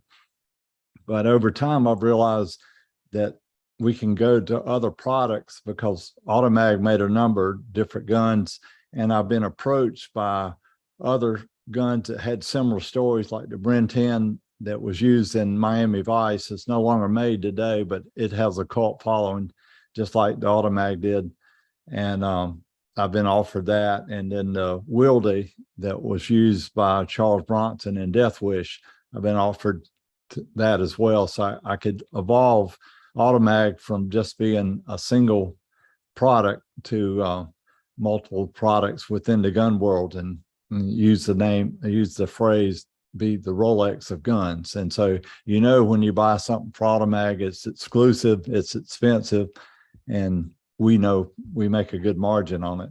And there was a number, and we started producing the gun over a year ago, but due to COVID and supply chain, we had a number of hiccups along the way, and we realized we needed redundancy because we only had one source for 11 either parts or processes. And every time that supplier dropped the ball, we had to stop shipping. And one time we stopped for 4.5 months, and it was very painful. So we decided to raise at least $2 million to create not only the redundancy, but also simultaneously pursue some of these other product lines that would flesh out our market. And luckily we have the opportunity to put the gun, it was in 3 movies. It was in Dirty Harry's Sudden Impact. It was in Beverly Hills Cop, and it was in Malone with Burt Reynolds. But I've been contacted by 4 different prop masters, and they say if I can get them blank guns, they can get it into some of the movies. And one of the prop masters had the chance to put it in John Wick 4, but we didn't have a blank gun available in time to get it into that movie. So even though that's not important today, and historically, when a gun shows prominently in a movie, it can make sales go up as much as 4 times while you actually increase the price. That's what happened when Dirty Harry used the Smith & Wesson Model 29. So all my numbers are rich. I'll go brief. I purposely kept this old copy of my first presentation, and all I discussed in the early days was if we could sell 300 a month, we'd make $9 million a year, and the valuation would be around $70 million. And so I purposely wanted to go through and show a lot of the things we underestimated. And another feature of Automag is that it kind of is like a celebrity on its own, and celebrities are kind of naturally attracted to it. So I've got permission to give one to Clint Eastwood, and so hopefully in the next month or 2, I'm going to fly out to Carmel and present him his gun. I don't know what'll come of that, but in the 70s there was a book series called The Executioner with Mac Bolan, and Warner Brothers bought the rights to it in 2015, and they were going to have Bradley Cooper was going to be the hero. Oh, no, sorry, Bradley, Keanu Reeves. I'm getting all my names. And so I'm hoping when I talk to Clint Eastwood, he can help me figure out who has the rights to it and see if we can get that out there. Because if that movie comes out, the hero used a handgun called he nicknamed Big Thunder, which happened to be an Automag. And this is Taran Butler. He's the trainer to the stars, and he trained Keanu Reeves, Halle Berry, and that's Jamie Foxx. And Jamie saw the Automag and asked could he pose and have a picture made with it. So they sent me the photo of that, and I got close to a dozen kind of Hollywood type people or famous people, including Joe Rogan, that all have an interest in Automag, and none of them are asking me, for a fee or anything. They would like a free gun, but other than that, I'm not having to pay them to say anything good about Automag. So we have a number of guns we're in the process of producing to give to influential people. We don't pay anything for advertising, and so this is our method of marketing, and put it in the hands of influential people, and we don't even tell them what to say. If they want to even say something negative about it, they're free to do so. These are some of the key people that we have involved with Automag. I won't go through all of them, but they're the best in the world. I don't know if you know anything about production. Sandy Monroe is involved with Tesla, and he's been world famous for increasing production at Ford. And Tim Bell is probably the best gun designer in the world. I don't know anybody that's even close to it. And he's made over 50 improvements to the gun. And the gun had a following anyway, and people loved it in spite of some of the shortcomings. But most of those shortcomings we've overcome through the engineering ability of Tim Bell. And let's see if I can't get my slide to move. Okay. And we've modernized the manufacturing process, and we're still trying to upgrade that to operate what it's called lights out, because we struggle to get enough people to produce the number of guns we have. And sorry about that. But there's a process called mill turn, and we currently make through the process of CNC, but you have to have actual operators there. But mill turn, it can run lights out over 22 hours a day. So it will make a higher quality product at the same time with less labor. And so that's one of the things we wanted to do with the funding we raised.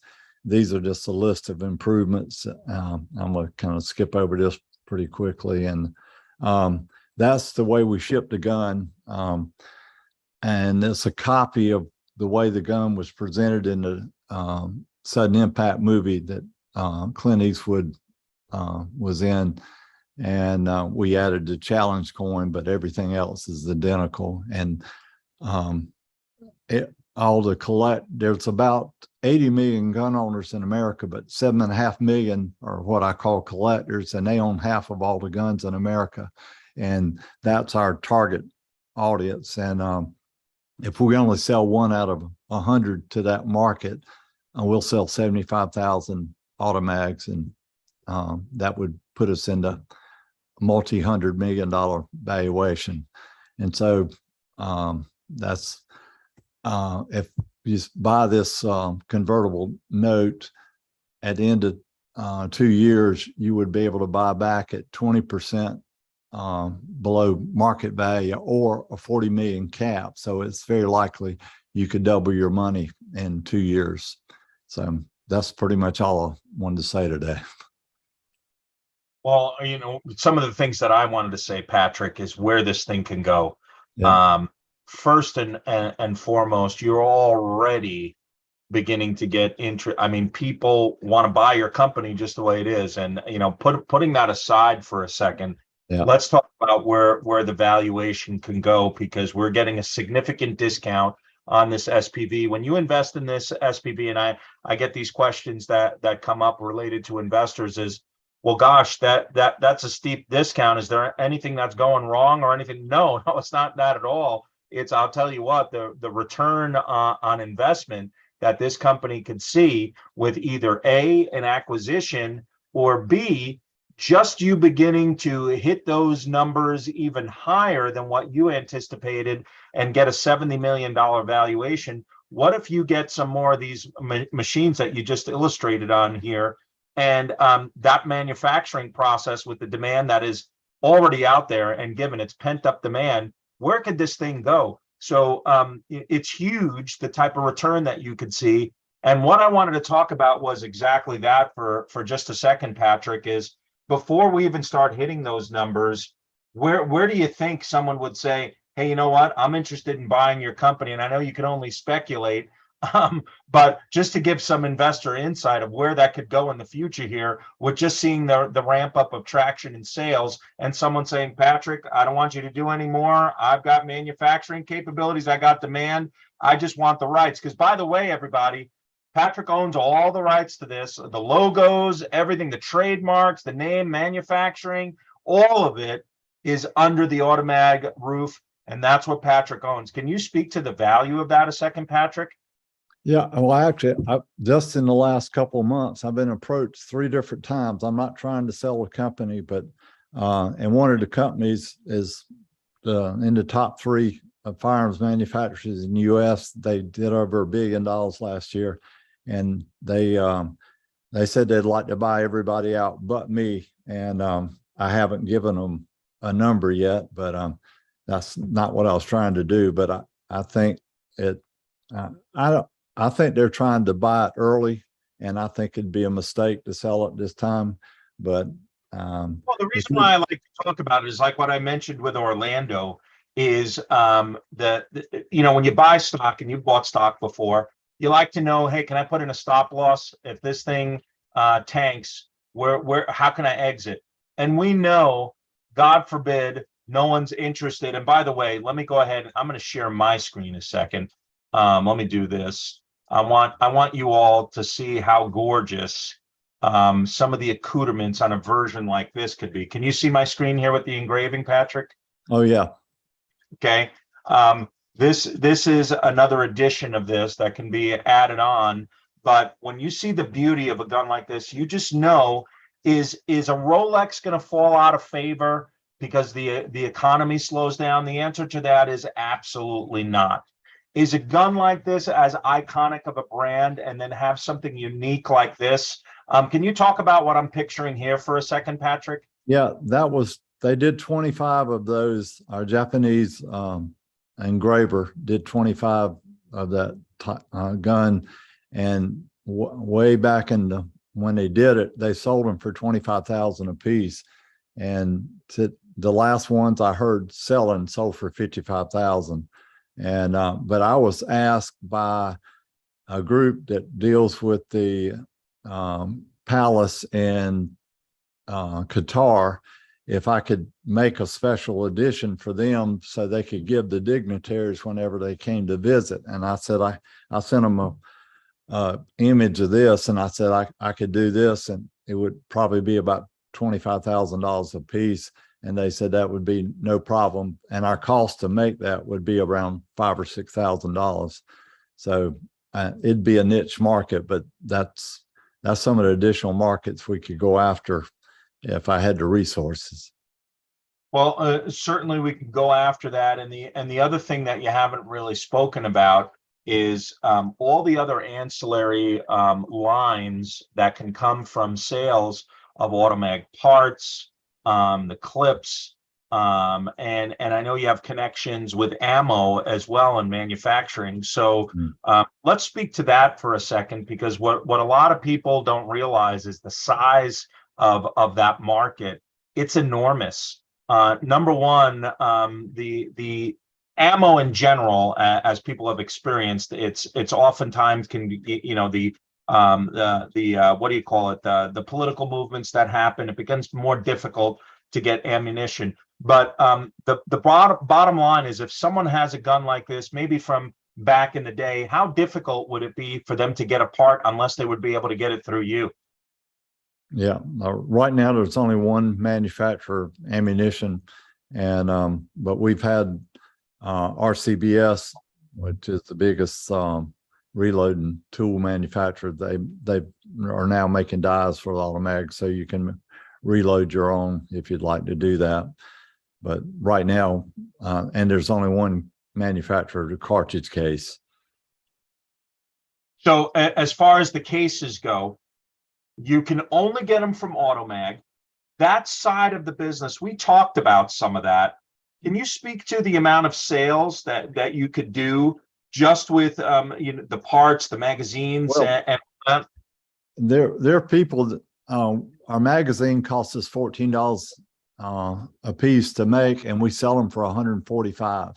Anytime you pay a lot, I mean, normally a similar magazine for a 1911 would sell for like $20, but because the image at Automag is so high, they're used to paying high dollars for any parts and accessories. And we've had people order 10 magazines along with the gun, so $1,400 additional dollars, $1,450 additional dollars worth of magazines that cost us $140 to make.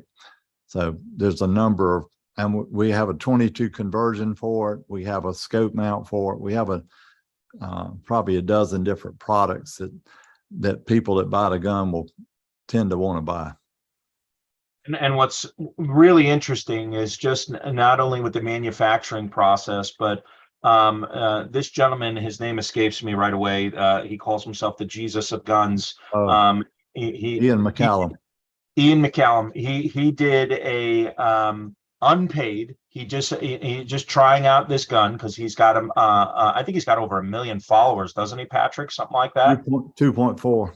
2.4 million followers. This guy knows guns inside and out.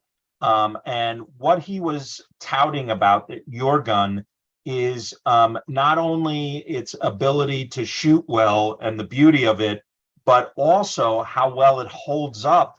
Because years ago, the old 44 Magnum would kind of just fall apart, and it was an iconic gun, but it didn't hold up well. So the integrity of your gun and the engineering and everything that you've perfected, it's remarkable. Can you speak to that a second? Yeah, well, there were 3 problems with the original Automatic. One, it would fire out a battery. And if you don't know what that means, it would actually damage the gun. If it was fired incorrectly, it could damage the gun permanently. It would just become a piece of scrap metal. And we figured out what caused that, solved that. The second thing was it was not very reliable. If you put more than 5 rounds in, it tended not to feed well. And we've completely resolved that. And Ian did his review. He said, I got to tell you, before I got this gun, I've used to having older guns that wouldn't function. And he said, this thing fired flawlessly. We never had a single issue. And he was really impressed with what we had done. And the third thing was what I call user friendly. The original gun was very difficult to cock, and you kind of had to know what you're doing to operate it. And we've made all of those things much better. So. And here's why I wanted to speak to that, is because there have been folks that have approached you. You alluded to it earlier, with other brands of iconic guns, that knowing what you've been able to do with the 44 Magnum and perfect this so that this gun shoots well, the integrity of the gun, the reliability, and it's also a showpiece. Anybody else can say, hey, here's this iconic brand, go ahead and perfect it. You've got the rights to it. Everything that's being done under the Automag umbrella is nothing short of amazing. And I think your engineering team and what you're bringing on here and what you'll be doing with the capital is going to really impress investors and gun enthusiasts. Okay, everybody, thank you so much. Patrick Henry, give him a round of applause. It's an incredible gun. I am looking forward to having mine proudly displayed on my mantle there. We'll get this capital raise done. I know that we already have interested parties, and nailing this down is certainly been challenging in these waters for anybody.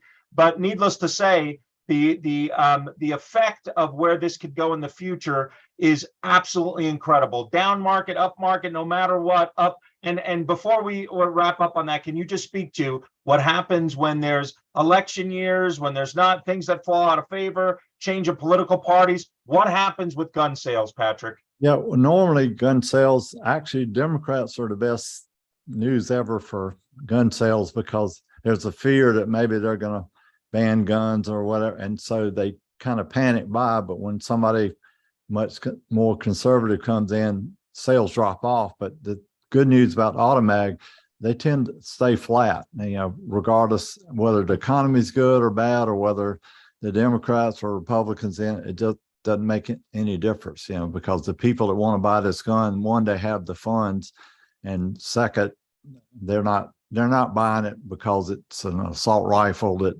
could be banned later. They're buying it more like a trophy or collector's item. So the bottom line is gun sales go up, and certainly something like this where you're not shooting it all the time. You just want to be able to have one of these in your collection, and the market is huge for collectors. So Patrick, thank you so much for joining. It is an incredible project that I'm proud to be a part of, and I'll give you my closing thoughts here. Give him a round of applause, though. That was an awesome presentation, beautiful guns. And I want to give you my closing thoughts on the market and what things look like in SPVs and things of that nature. Right now, what we're seeing is very similar to what happens when you see down economies and maybe moving into inflationary recession.